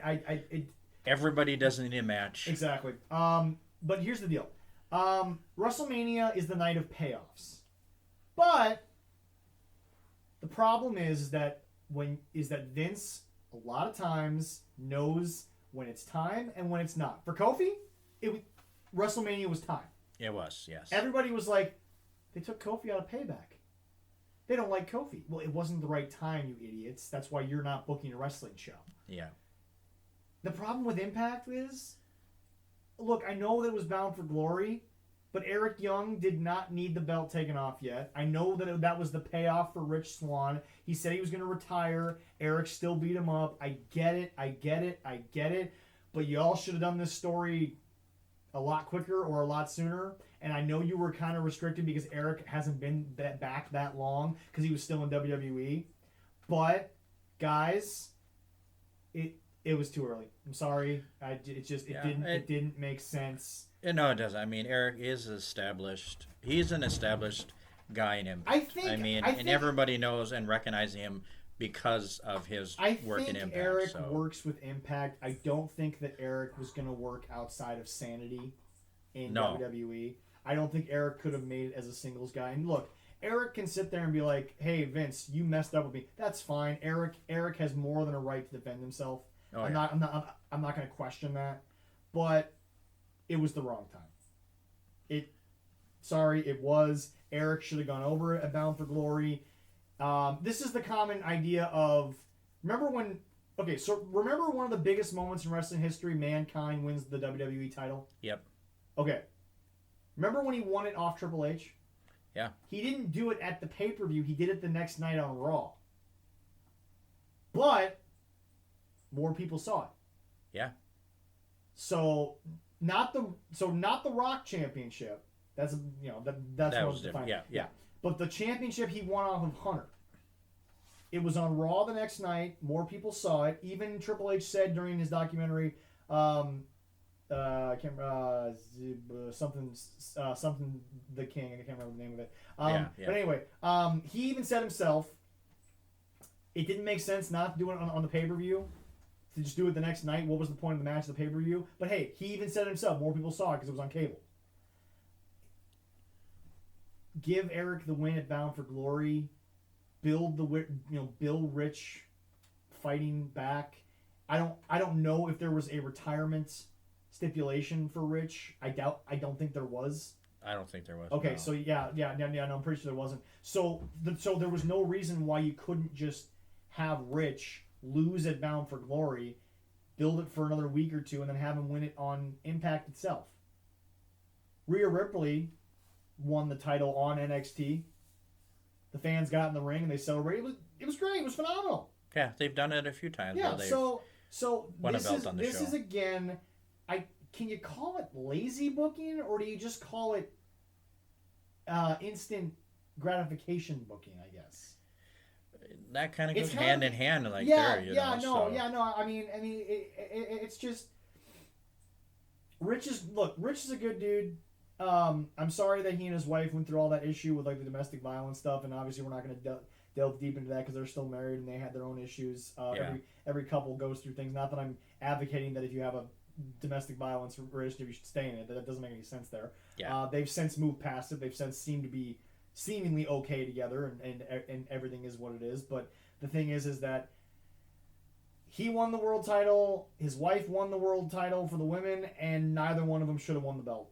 Sorry, they shouldn't have. Yeah. Didn't make any sense. I don't understand the booking, but again, you and I are long-term booker kind of guys, whereas a lot of the fans today, and sadly, this is a sort of mark on the millennial generation, instant gratification. I want it now, kind of thing. And yes, I'm a millennial, but I acknowledge that I have that problem myself sometimes too. Amazon 2-day shipping is something that's like, I don't know how I ever lived with waiting a week for a package. Yeah. I admit to that being a problem. But so now when a package gets lost and it's no fault of anyone's, then I get frustrated and yada this, yada that. But the thing is that look, I like long-term booking. I do.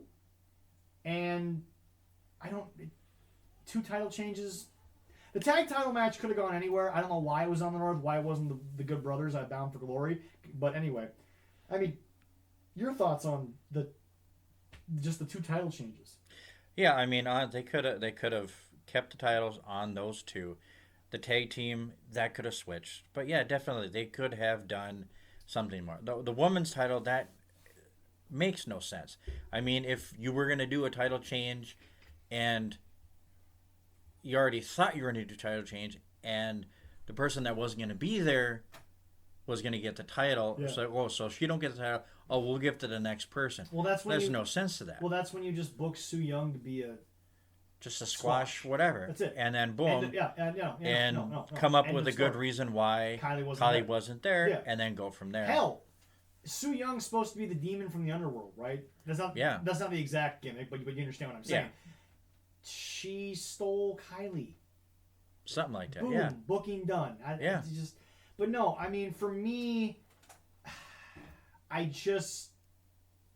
it doesn't make any sense. And I hate to say it. It goes back to my days when I grew up, and my buddy and I used to rush home to watch Impact. Back when it was TNA, back when they were on Fox Sports North. Yep. They were on about 3 o'clock in the afternoon. School got out at 2:30. We rushed home to catch the first match. But it takes me back to those days. The booking, I look back at those matches. I look back at everything. TNA Vault, is free as of right now. This recording, it's actually free to watch all of TNA's library. But anyway, you go back and you watch the booking, and it's like, it's a lot of angle that led to nothing. Yeah. It's a whole lot of quick booking that led to nothing. The best booking they've done was when Zeb Coulter was booking, what's his actual name? Zeb was, I can't remember the booking. His real name, you'd have to look. It blanks my mind right now. Yeah, no. It happens. I'm sorry. Dutch Mantel. Okay, yeah. My That's apologies, right, yes. Dutch. Yeah. But the best things they've done was when Dutch was booking the women's division, because Awesome Kong and Gail Kim were phenomenal. Yes. Great face heel style stuff. And then remember, Dutch was the one that booked Kurt Angle, coming in to face Samoa Joe. And there was the idea that they couldn't fight each other until it was finally time for the pay-per-view. And then they both went off and got these titles from everyone else. And then it was one guy, all the title thing. I mean, that's some of the best book stuff they've done. Oh, yeah, definitely and was. then, Shitstain, Vince Russo gets a hold of it, and then Angle and Joe have all these weird-ass finishes and blah. It all went downhill once he got a hold of everything. But Oh, yeah. for some reason, they are plagued by bad booking. I don't know if they're gun-shy, because every time they give the world title to someone, they either get hurt or they get stuck in Mexico. But this company is so far removed from what it should be. They are the true what a billionaire should purchase. Not all exclusive wrestling. No. It says all definitely elite, but whatever. Yeah. But no. That's not what should be facing WWE right now. It should be Impact. They should be on TNT with good booking and backing and decent talent. But they continue to get pigeonholed because, I hate to say it, Russo fucked them over. Dixie fucked them over. Jeff had some personal issues that fucked over the company. I mean, Yep. It's just there is a black cloud over that company that, let's be honest, they should have closed 5 or 6 times by now. And they keep going. And I hate to say it, but I love them for their resilience, but they're just plagued with this awkward, weird booking that no matter who's in charge, whether it's Anthem, whether it's Sinclair, I don't even know if Sinclair was ever involved with them or if they were just involved with Ring of Honor. I don't know. Or it was the Carters, or it was the Jarretts, or it doesn't matter who's ever owned TNA or run TNA. There is weird ass bad booking, backwards weird shit that I don't get, that I don't understand. And this might just be me rambling, but am I wrong? No, I totally agree. Me sitting here almost rambling to the point of sounding like nonsense.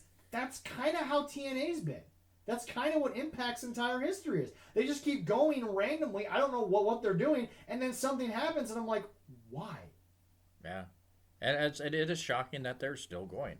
I mean, with everything going on, it's like this might be kind of painful to go back and look at some of that booking, but we should actually do a show that's just TNA. We should just go through the history of TNA. A TNA theme show. Hey, that would be. Well, yeah. And we can look at some of the booking decisions they made and be like, we gotta change that, or like maybe you could have done this, that. But it's just they have always been, and again, I hate to keep using Jim Cornette lines. They've always been an outlaw promotion.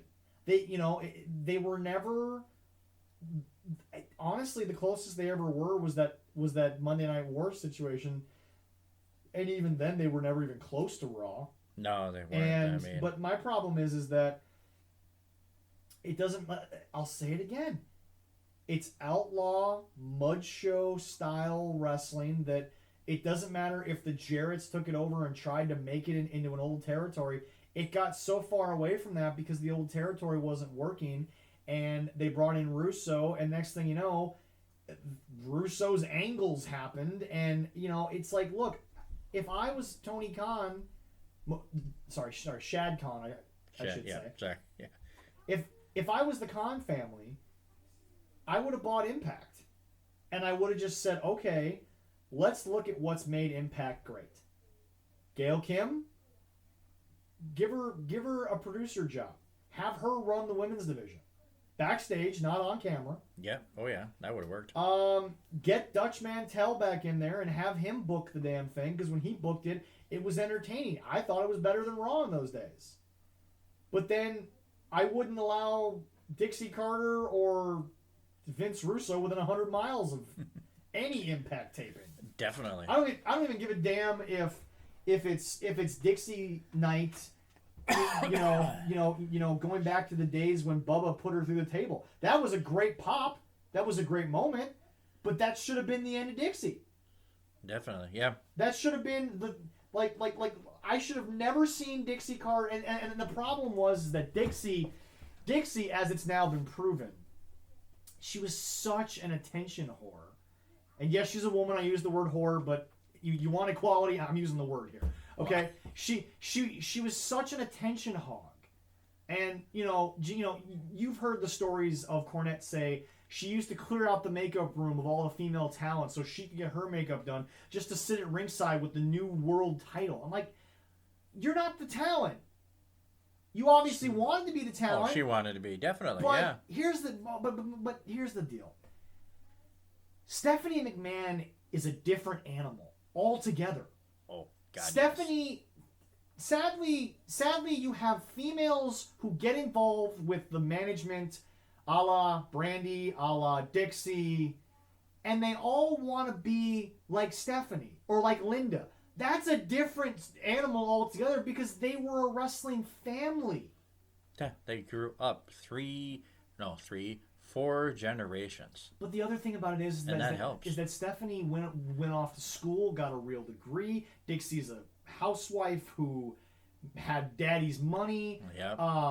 Brandy is in no way Stephanie. I'm sorry, you're not. Not even close. Stephanie McMahon does so much business good that her character has almost been forgotten about. That, yeah, it was shoddy at points, but you can't sit here and tell me that the best female executive in wrestling hasn't been Steph. Yeah, she is. Look, she was awarded. Has she been perfect? No, God no. But the thing about it is that they all want to be Steph.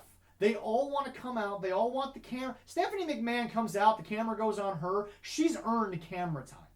Her character has not Stephanie. Yes. Not Stephanie McMahon Levesque, but Stephanie McMahon, the $1 billion princess. She's earned camera time. Oh yes. Brandy. 0. No. None. Dixie, who the hell were you? Your daddy bought you sorry. Sorry. She's from Nashville. I should do this properly. Excuse me. Yeah, okay. All right. Daddy bought her a wrestling company. but it's just... Oh, yeah. This whole company perplexes me. I'm going on record saying this. We are a wrestling podcast. Yes, wrestling, we don't get to do this without wrestling. I don't want the company to close. Just like I don't want AEW to close. But I want them to stop with the bullshit. Impact, they're plagued with some sort of booking demon. That's their number one issue. It's a black plague demon gremlin that just will never leave that booking. AEW's just got a bunch of kids who are taking somebody's money and just want to do comedy shit. That's their problem. Yeah. Spot monkey. Here's the deal. Anyone on here who says that's mean, they called themselves spot monkeys. They made t-shirts that said spot monkey. They took that mantle and ran with it. And I wouldn't have. Yeah, But it's just stupid. It is a plague on this company. The booking.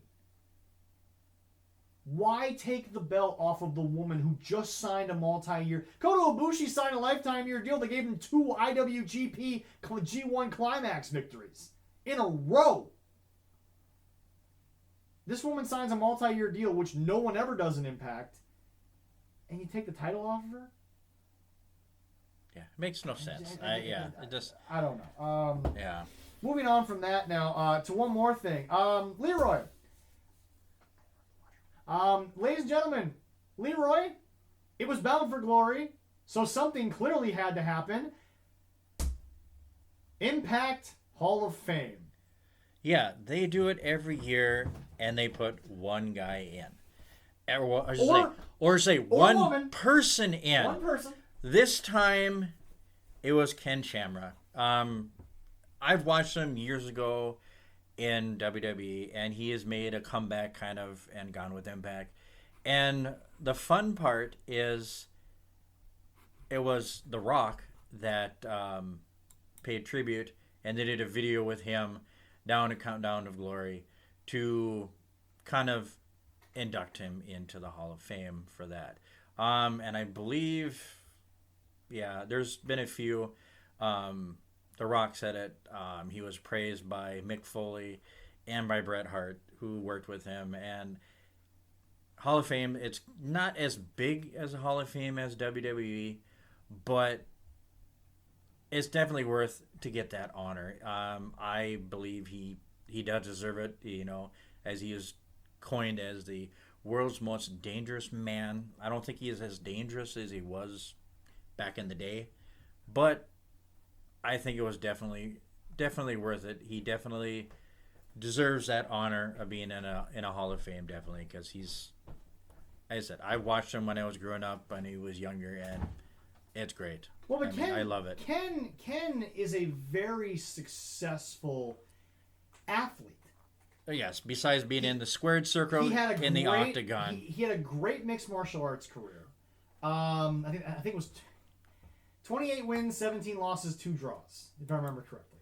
Yeah, something like that. Yeah. So, but I mean, Ken's a great guy. Yeah. He's done a lot for the company. I don't know how many steroids he's on these days, because at his age, he's got to be. You shouldn't look that good at his age. I don't care how hard you work yeah. out. But no, it's just one of those things where Ken was a guy that and this is what I always say about wrestling, which makes it different than any other sport. If I remember your name, your moments, your matches, that means something. And Ken was a very big part of just wrestling in general. He's been a big part of Impact, both back in the day and now. Yeah. So I mean, a lot of 2 stuff. stints. Yep. But yeah, no, I mean, good on him. Fantastic, great. Rocky obviously did, in my opinion, a great job on the intro. On the intro for him. Yep. I think it was nice that that you haven't heard. Here's the thing. So far, I haven't heard a single rumor that Vince was angry. A single issue. I'm glad that I haven't heard anything negative about Dwayne Johnson doing something for Ken Shamrock. It wasn't The Rock doing it for Shamrock. It was Dwayne Johnson doing something for a longtime friend. I mean, maybe it wasn't even that they had that much relationship. Maybe it was just, hey, Shamrock did it as a joke, and the Rock said, yeah, let's go. Either way, it was nice. It was good. Oh, yeah. Congratulations to Ken. We wish him the best of luck in everything he does from here on out. But yeah, no, I mean, it was a nice bow to put on top of what was a weird pay-per-view. Yeah, definitely. I mean, I've got to be honest. I haven't been this perplexed by a go-home big pay-per-view in a while. Clash of Champions didn't confuse me at all. I knew exactly where we were going with everything.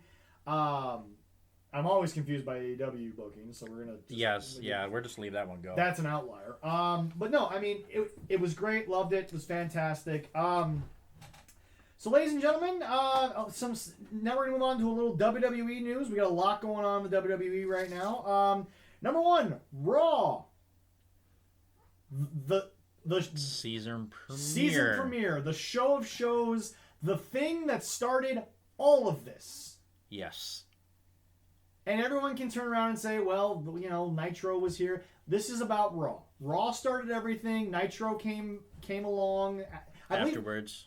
I don't know what year exactly. I believe Nitro was afterwards, because I remember Eric Bischoff wrote in his book that when he met with Ted Turner, someone asked him, what do you think you need to compete with Vince? And he was like, well, I think we need to go live.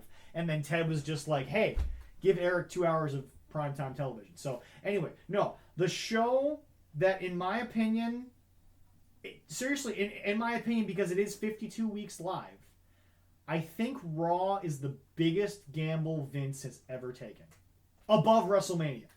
Yes. Raw was different. I'm sure you remember where you were the first time you found out it's going to be live every week. It's not just Saturday morning. It's not just a taped show that you're going to see on the same syndicated time. This was live. This was going to happen 52 weeks a year, and so far it has yet to not have a show. Raw has existed in a certain way, whether it be pandemic, it be snowfall, it be rain, sleet, nothing. They have always had Raw since that night, and yeah, that's true. absolutely. I mean, even during, 9/11. SmackDown's the A show right now, but that's because of Fox throwing so much money at it. But Raw will always be the show that started everything. Yeah, you said even 9/11. A lot of sporting events stopped. As they should have. And as they should have. Wrestling says, "Hey, we're here. We're gonna keep it going," and Raw kept going. Vince said it. Vince said it himself. We had to go out there.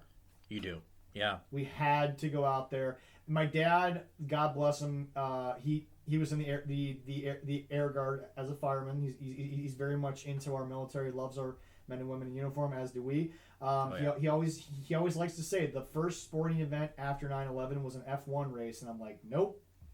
First sporting event, Monday Night Raw. Right. They went back on the air. They did what they had to do. They did what they should have done, and that was a Raw, right? It was Raw. Yes, that wasn't was a SmackDown. No, it was Raw. Okay, it was Raw. Okay, yeah. Vince came and opened it up. Yeah, and said, I don't know. He honored the military, which there's so much with. So look, Vince McMahon, as ruthless of a man as he is in life, and he has to be. Oh yeah. When you look at the business he's in, he has come up with words at moments where I'm like, I don't even know how you form a sentence. Yeah. I just honestly, our own president couldn't find the words at that point. No, I don't think so, yeah. And Vince just went out there. He gave a speech. It looked like he'd rehearsed it 1,000 times. Lord knows if he thought about any of those words before he got out there. But either way, Raw, phenomenal show. It's been there for us. Remember, pandemic didn't stop it. Vince said the show must go on.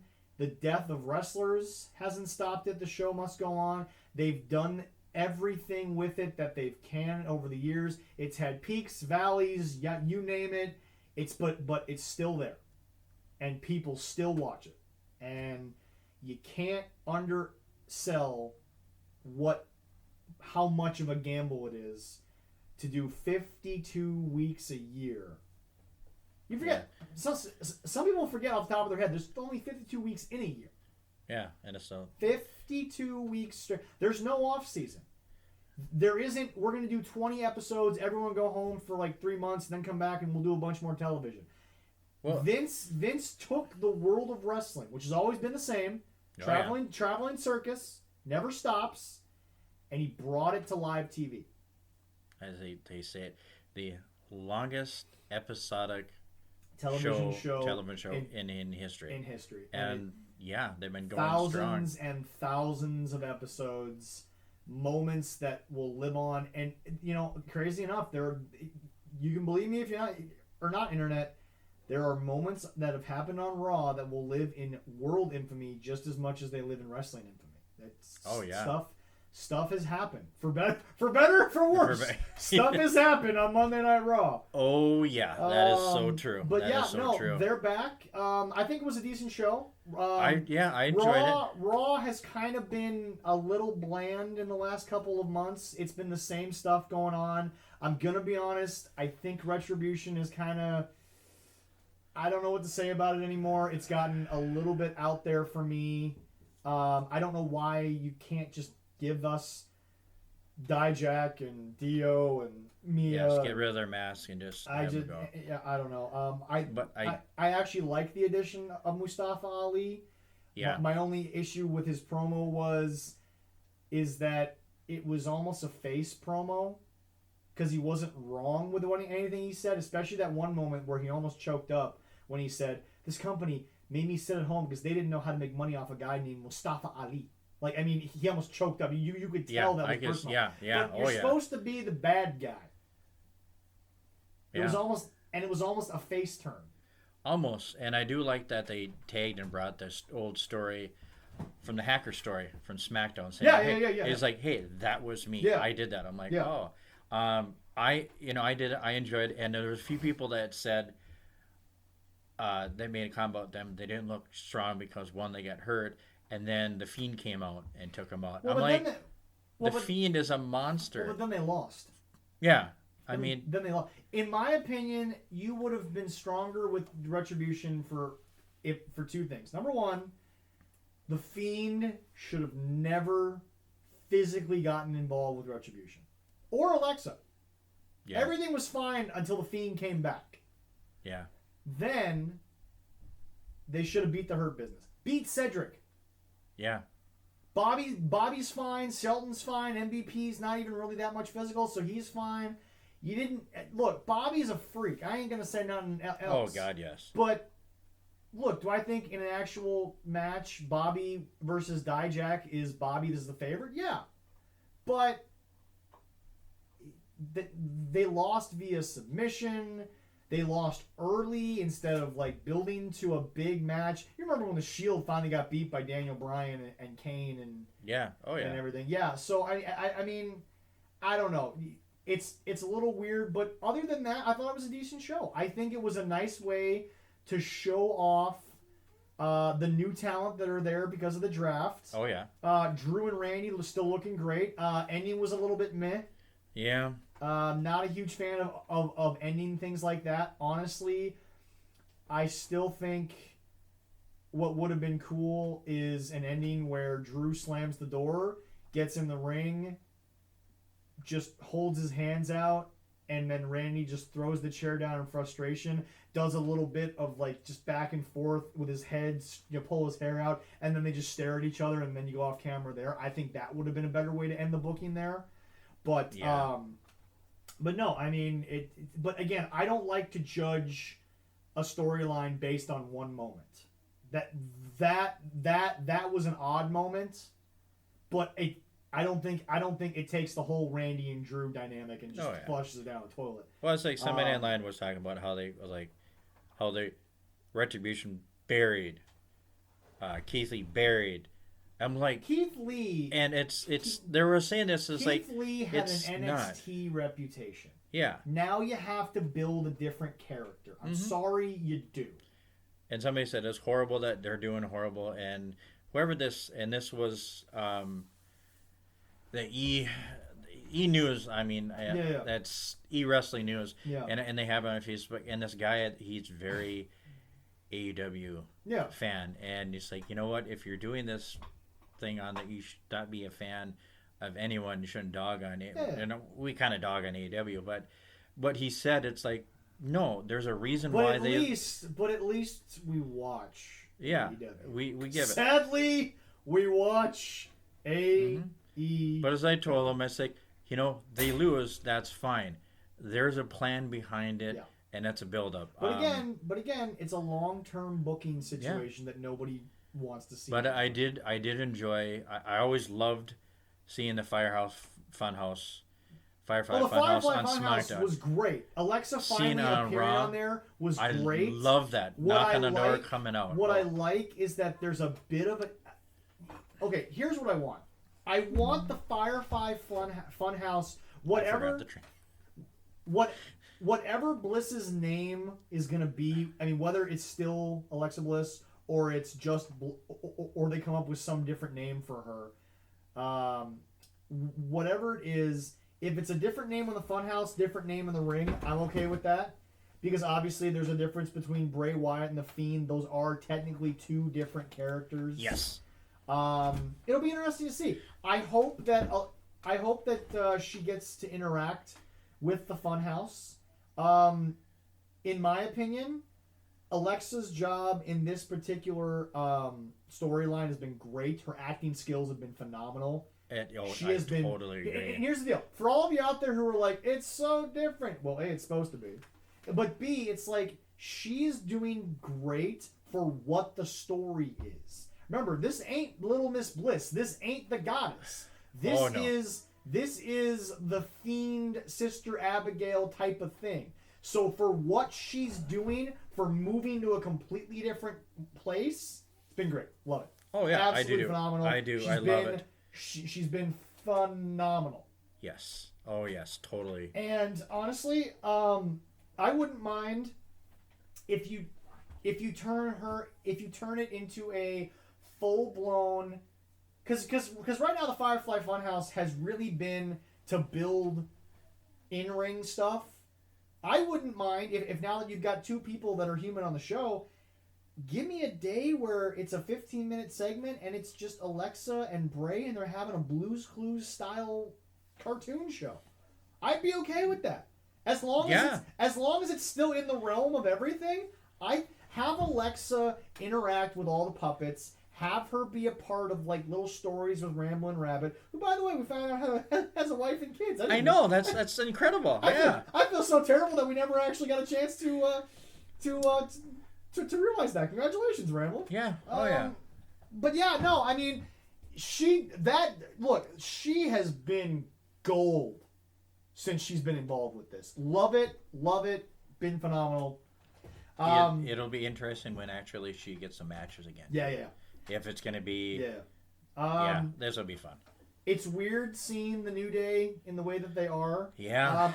I'm still not a fan of the fact that the tag team title swap basically meant that they are now 9-time tag team champions. Yeah.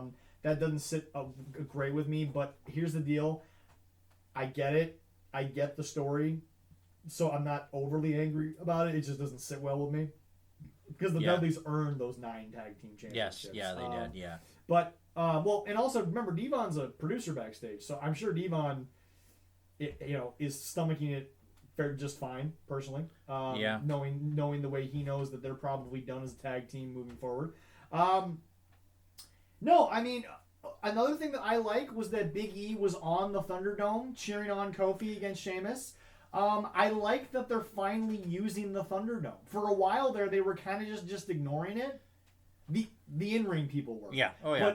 But now putting legends on it, giving them opportunities. Yeah, I think it was a second time because Mark Henry was on Friday. Yeah. And he was on Monday. Yeah. Ric Flair has been on there. Yeah. I mean, So nice. So personally, I think look.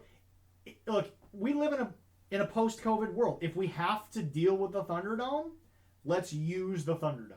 Yeah. Let's not just have it be a part of the show.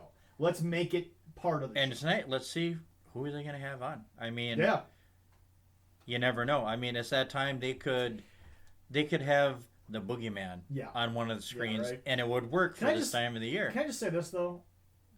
Yeah. Yes, I'm a rock and roll guy over rap.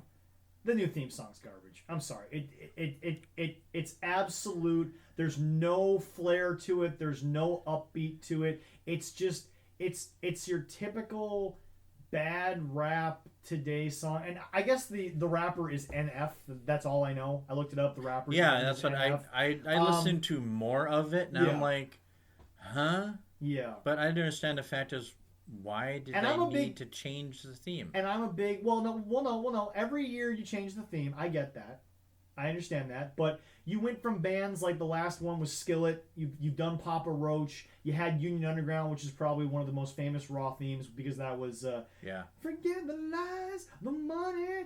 We did this together and through it all. Yeah, but no, it's good. I mean... That one still gives me chills every time I hear it on my iPod. But it's just... No, I mean... I get why you changed the theme, but I just... Look, again, I'm a rocker guy over rap all day, every day. I love my rock, I love my metal, but there's so much better rap you could have used. There's so much better stuff you could have gone to. And I'm sorry, it does nothing for me. It doesn't make me feel enticed for the show. Raw has always had a sort of rock and roll theme to its opening, but it's like I don't see us. I remember even this past one with Skillet. You'd hit the big guitar solo, and the lights would go out. The pyro went off, and you felt going in there. And I'm sorry, it's a flat way to start the show. I've muted the TV ever since I hear it. Yeah, it's not a great one. I'm just like whatever. I just kind of ignore it, and it's like. Get me to the show so I can see everything. Yeah, so. but that's the thing. And actually, Allison, who's actually much more into rap than I am, I played it for her, and she even said did nothing for her. She couldn't get through it at all. And that's just the way that I feel about it. And maybe I'm sorry. Some music producers they had whatever they had to deal with them. I It's don't like, know. here, try this. Moving forward on to SmackDown, there was a court case. I have seen a lot of fake courts. I've seen Little People's Court. That was gold. That was. I saw. I forgot about that one. I saw the trial of Eric Bischoff. I thought that was gold. This was a letdown, and it's sad because you had the APA there, and I thought that Bradshaw is. I love Bradshaw, number one. Oh yeah, He's great. I did like that the bribe kind of just made the court get along, but this thing should have been a lot shorter. I don't think it needed as much as it had. God bless it. I think Tucker tried too hard. That's my opinion. yeah, maybe. Yeah. Love our local boy there, Otis, but the result was exactly what we thought.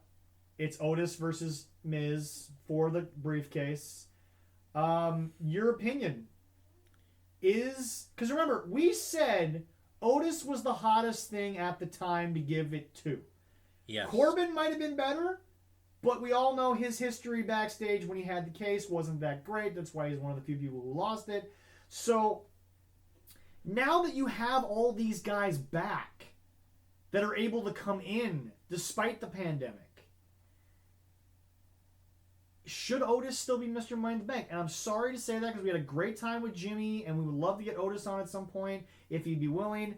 But, I mean, does it make sense still for him? Because they didn't pull the trigger when they had the opportunity. Because remember, when Charlotte won the NXT Championship and was on all 3 shows, that was because they didn't have a lot of women. Yeah. They had to do it, okay? That's just the summer they had to. But now that things have lifted a little bit, now that we're not as in quarantine as normal, I'm going to pose you the question before I say anything. Is it time, since the case has not been used at all, do we just give it to Miz? And then we have Miz run with it. Well, giving it to Miz, the best part about that, the good part about it is, one, he could have a good run and a tease going after Drew. That would be good there. With Otis going against Roman, I don't know how much it would work. But if they would have still kept Heavy Machinery together and still, that thought that we thought is like, they could give him a tag team title shot with that Money in the Bank. But here's the interesting thing. I still think, in my heart of hearts, something's going to happen. They're going to create a trade or something, and Otis is going to end up on Raw because they already brought him out. I'm sorry, they brought out El Congordo. Yes. I apologize to the legendary Mexican. Well, luchador. Hey, do you see they had a picture of him and Yeah, Otis? no. El Gargo was shorter. I know. Yeah, I know. so it's incredible. And you know what? The likeness is incredible. But yeah. You know what? Honestly, they could have been separated at birth. Yeah. Might have to ask Jimmy about that. But Yeah. but I mean, El Gordo was great. Loved him. But no, I mean, I still say there's going to be something involving him getting put back. I don't think he's done with Tucker. I mean, no, I don't think he is. Too. I honestly think breaking the team up was a story thing. I don't think that's an actual decision yet. Although then again, both guys could work separately. I mean, we've seen it. Yeah. But I mean, go ahead. I don't know. Yeah, I mean, I don't know where they would go with Otis with the Money in the Bank. They could go because this happened a few times where the winner has actually cashed it in and lost. Yeah. It has happened a couple times. They could do that, but they could not. The sad part about it is that Sandow was able to do himself with it. Corbin was able to do some stuff with it. Kennedy got hurt, but was able to do some stuff with it before Edge took it off of him. I don't think Otis solidified the case enough to be able to take him off it and say that this was look, the last thing I want to happen, whether he cashes it in or not, I don't want the story to feel like we did it because we had no one else. Because that's not what the Money in the Bank briefcase is about. Yeah, it's about an opportunity. It's starting to feel like that. Yeah, It I just mean, is. I'm sorry. the way he won it and everything, it was funny. It was surprising when it happened. And I kind of knew, and I'm pretty sure I predicted it here on the show that would have been the most sense then, because he was the biggest built star at the time. Oh yeah, it was. Yeah. But look, I don't know how to answer it, because I mean, look, even if someone loses the case, kind of like Ibushi possibly eventually losing the case to Jay White, which is now a storyline going on in New Japan that could happen. I just don't want it to be remembered as, well, COVID had to do something. He was popular on television. Blah blah blah. Here we go. And it just, that's kind of how it's coming off, and it's really sad that that's the way it's coming off. But that's the way it's coming off. I mean, Yeah. Well, it's that if he does unfortunately lose it, the Miz gets it.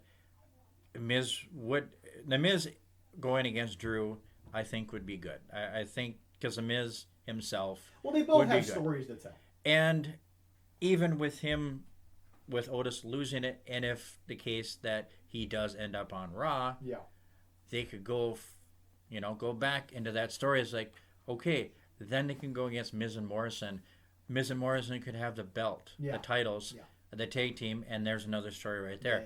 It does help. So we'll see how it goes tonight. I mean, so anyway, moving on to tonight. Actually, sorry, we haven't covered all of WWE. We have new NXT tag team champions.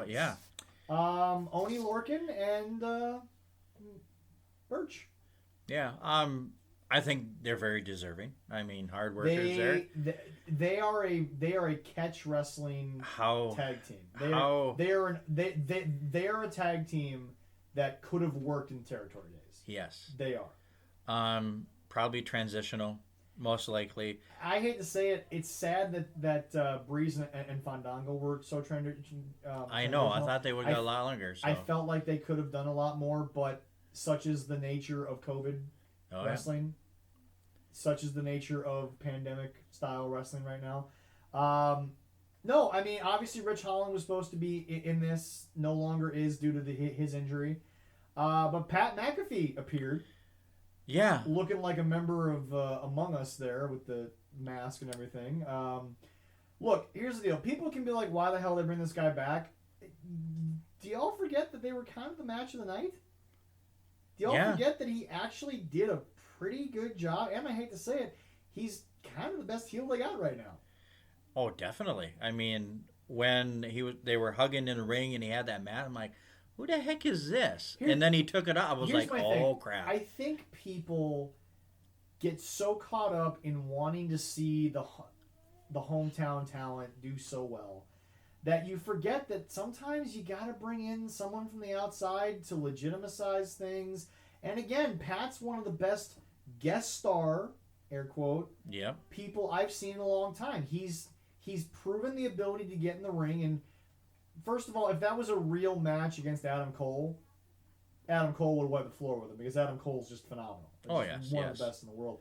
But he didn't have a shit showing against Adam Cole. It was actually good. He can talk. He's believable. I don't hate it, but again, I think people, because like I said, he can talk, he can wrestle, he's proven, he's athletic, he's proved everything. He's just not a guy from the locker room, and I think the fans are just sick and tired of seeing all this outside stuff happen, and they're like, why not build this guy? Why not build that guy? Well, it doesn't work like that all the time. Well, it did look they were going to build somebody up, but he got hurt. True. And honestly, they're kind of going, oh, crap, we're going to do this. Yeah. What we can do. Why not? Yeah. I mean, when everybody was getting hurt, and I was like, well, what the heck? And then they revealed him. I'm like, oh, makes perfect sense. They're continuing the story of him going after the Undisputed Era. Undisputed. Yep. It totally works. Yeah.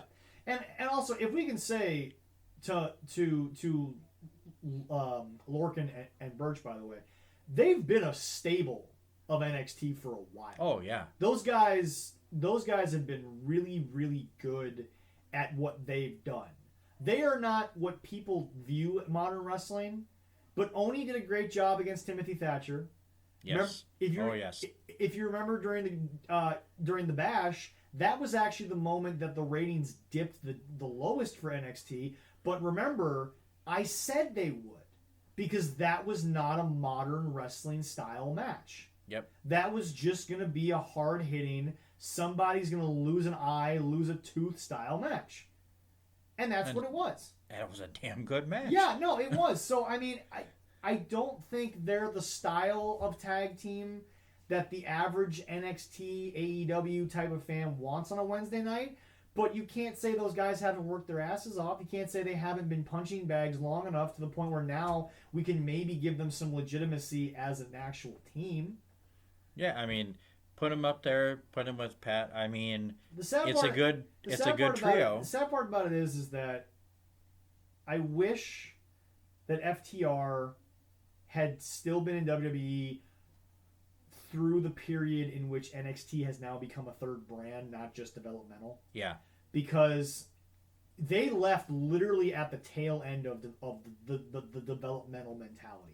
Now that NXT is its own thing and they take the tag team division seriously, you could have sent them back down there. They could have been legitimate. They could have, because sadly FTR is stuck in a world where you got a company where you're in now that wants you to be there, that likes having you there, but ain't got nobody on your level to work with you boys.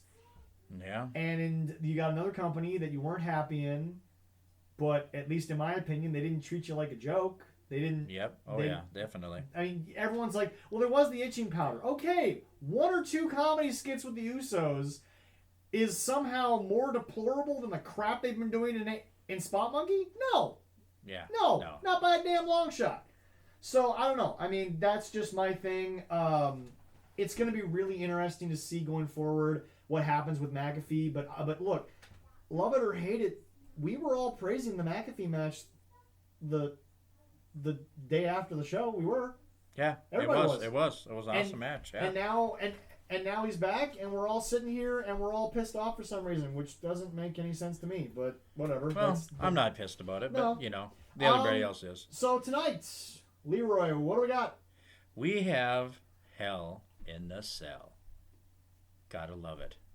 The red one, not the old chain. Yes, I know it's the red one. It's not quite the same, but hey. Hey, look. I'm just gonna say this. Much like Brian Last and Jim Cornette use the rule called tooth and nail. If they think a match is that bad, they're allowed to fast forward through the recordings of the shows. Yeah. I hate to say it, as long as Hell in a Cell doesn't go the way that Seth and The Fiend went, I feel like you can't go that low. No, that was we a definitely low moment can't. for Hell in a Cell. Yeah, definitely. Didn't help Seth, didn't help Bray. But I feel like as long as we don't have a shit show like that, I don't think we can get any worse than that match. And again, that's no fault of Seth. That's no fault of Bray. That was just bad booking that Vince took full credit for. Well, yeah, and the matches they got, the 5 matches they have in, I think, are pretty damn solid. Yeah. For the pay-per-view. I mean, definitely. I mean, it's possibly ending a couple. One might keep going, or there's a couple that are going to keep going probably. Do you think? Okay. So the one that we know is going to happen, the way that everyone knows, because I'm sorry, love him to death. Jey Uso ain't going to pull out a WWE Universal Title, World Title match. No. Do you think that Jey submits to Roman after the match and gets in line, or do you think Roman kicks him out of the family? For story-wise and to keep him going, I think he kind of goes, yeah, you're the tribal chief. Not very reluctantly. Okay, he does it. Yeah. And then, I mean, putting him and his brother with Roman as a faction would be awesome. Okay. Yeah. 220. Okay. I think it would be great. Yeah, no, I okay. mean, what else we got? We do have Jeff Hardy and Elias. By the way, which is interesting. I'm not gonna lie. Didn't think Elias's song was gonna be as catchy as it was. I was very impressed with that too, man. I was like, damn. Didn't hate it. At all. But then again, to quote the legendary Steve Austin himself, Elias is a walking gimmick. He has been the entire time. I think this could be a good match, and this probably, I'm thinking, could go more than just this pay-per-view. Oh, yeah. I think, him coming back saying, hey, it was your fault, Jeff. It's a good story, from him being gone so long, too. Also, it doesn't seem like, so far, it doesn't seem like it's a continuation of Jeff's sobriety thing. It's just a, hey, you hit me with a car move, Yeah. Elias doesn't care why you did it, he just cares that you did it kind of situation. It could be, Elias could lose the match. Oh, yeah. Tonight, and it would be fine. Yeah. And they still could go on, keep going. The reason why he lost or whatever, whatever it could be that. It could be doing that. And then we highlighted before, Otis with the money making against Miz. If Miz wins... I'm going to be honest, I'm not going to make a prediction because I have no idea which way that's going to go. And I got a feeling the Miz... Okay. We'll get our predictions done here pretty quick because obviously we're getting close to the showtime. So make sure then we get up. I'll do. Let's see here. We'll do Bayley and Sasha for the women's title which we know is. Did I miss SmackDown because of work situation? Did Bayley sign the contract? Yeah. She did? It's official. It's signed. So it's it's gonna happen. Okay. By the way, it was a little turmoil. By the way, loved how they built that. That was fantastic. Oh yeah. Think it should have been a little bit longer than going right now, but hey. But here's the thing, Sasha's record in Hell in a Cell, not the best. Yeah. Not the best. If Sasha wins, honestly, I think if either lady wins, I don't think we're done with this. Oh no, it's going to go to the next pay-per-view or two. But the question is is this going to be the payoff moment for Sasha to end Bayley's legendary streak, or is Bayley going to find some way to keep that streak going? It's a great payoff either way. What else we got? Well, Drew, Randy Orton. Look, this seems like the time when WWE finally just gives the title to Randy Orton. But I don't understand why you would right now because Drew is doing so well. He is. Yeah, I really hope it's so good. They don't. I mean, Randy he's been in quite a few Hell in a Cells. Yep. I don't think he has a winning record. Does he? In that. No. Does he not? I don't believe so. Okay. Undertaker has the most. Yeah. And has the best record on that. Well, Triple H had 4 or 5? Oh, something like that. Yeah, something like that. Yeah, I had it. Yeah. Yeah. Either way. But I mean, it'll be a good match. Yeah, Drew's gonna win. It's gonna be a hell of a match. And what's gonna go on after that? I mean, if they're gonna end it with this one, they can. As the 3 matches they do that. Well, you still have the scenario where Randy said it's over when I say it's over. So. I don't know. We'll have to wait and see. But I'm looking forward to tonight's show. I think it's going to be a good show. I think you have. Oh, definitely. I think you have the potential to do well. And honestly, call me crazy, I think you have the potential to do well if you just let everyone that's on this card be themselves and do what they do. Oh yeah, definitely. It's a very talented card. Yes, I called Otis talented. Get over it, internet. He is. Yeah, I mean, he plays what he plays very well. So definitely, yeah, he does. We'll see. I don't know. We're probably just going to end it on that. We'll have the results for you guys next week. Thank you all for listening. A lot of fun. I enjoyed it.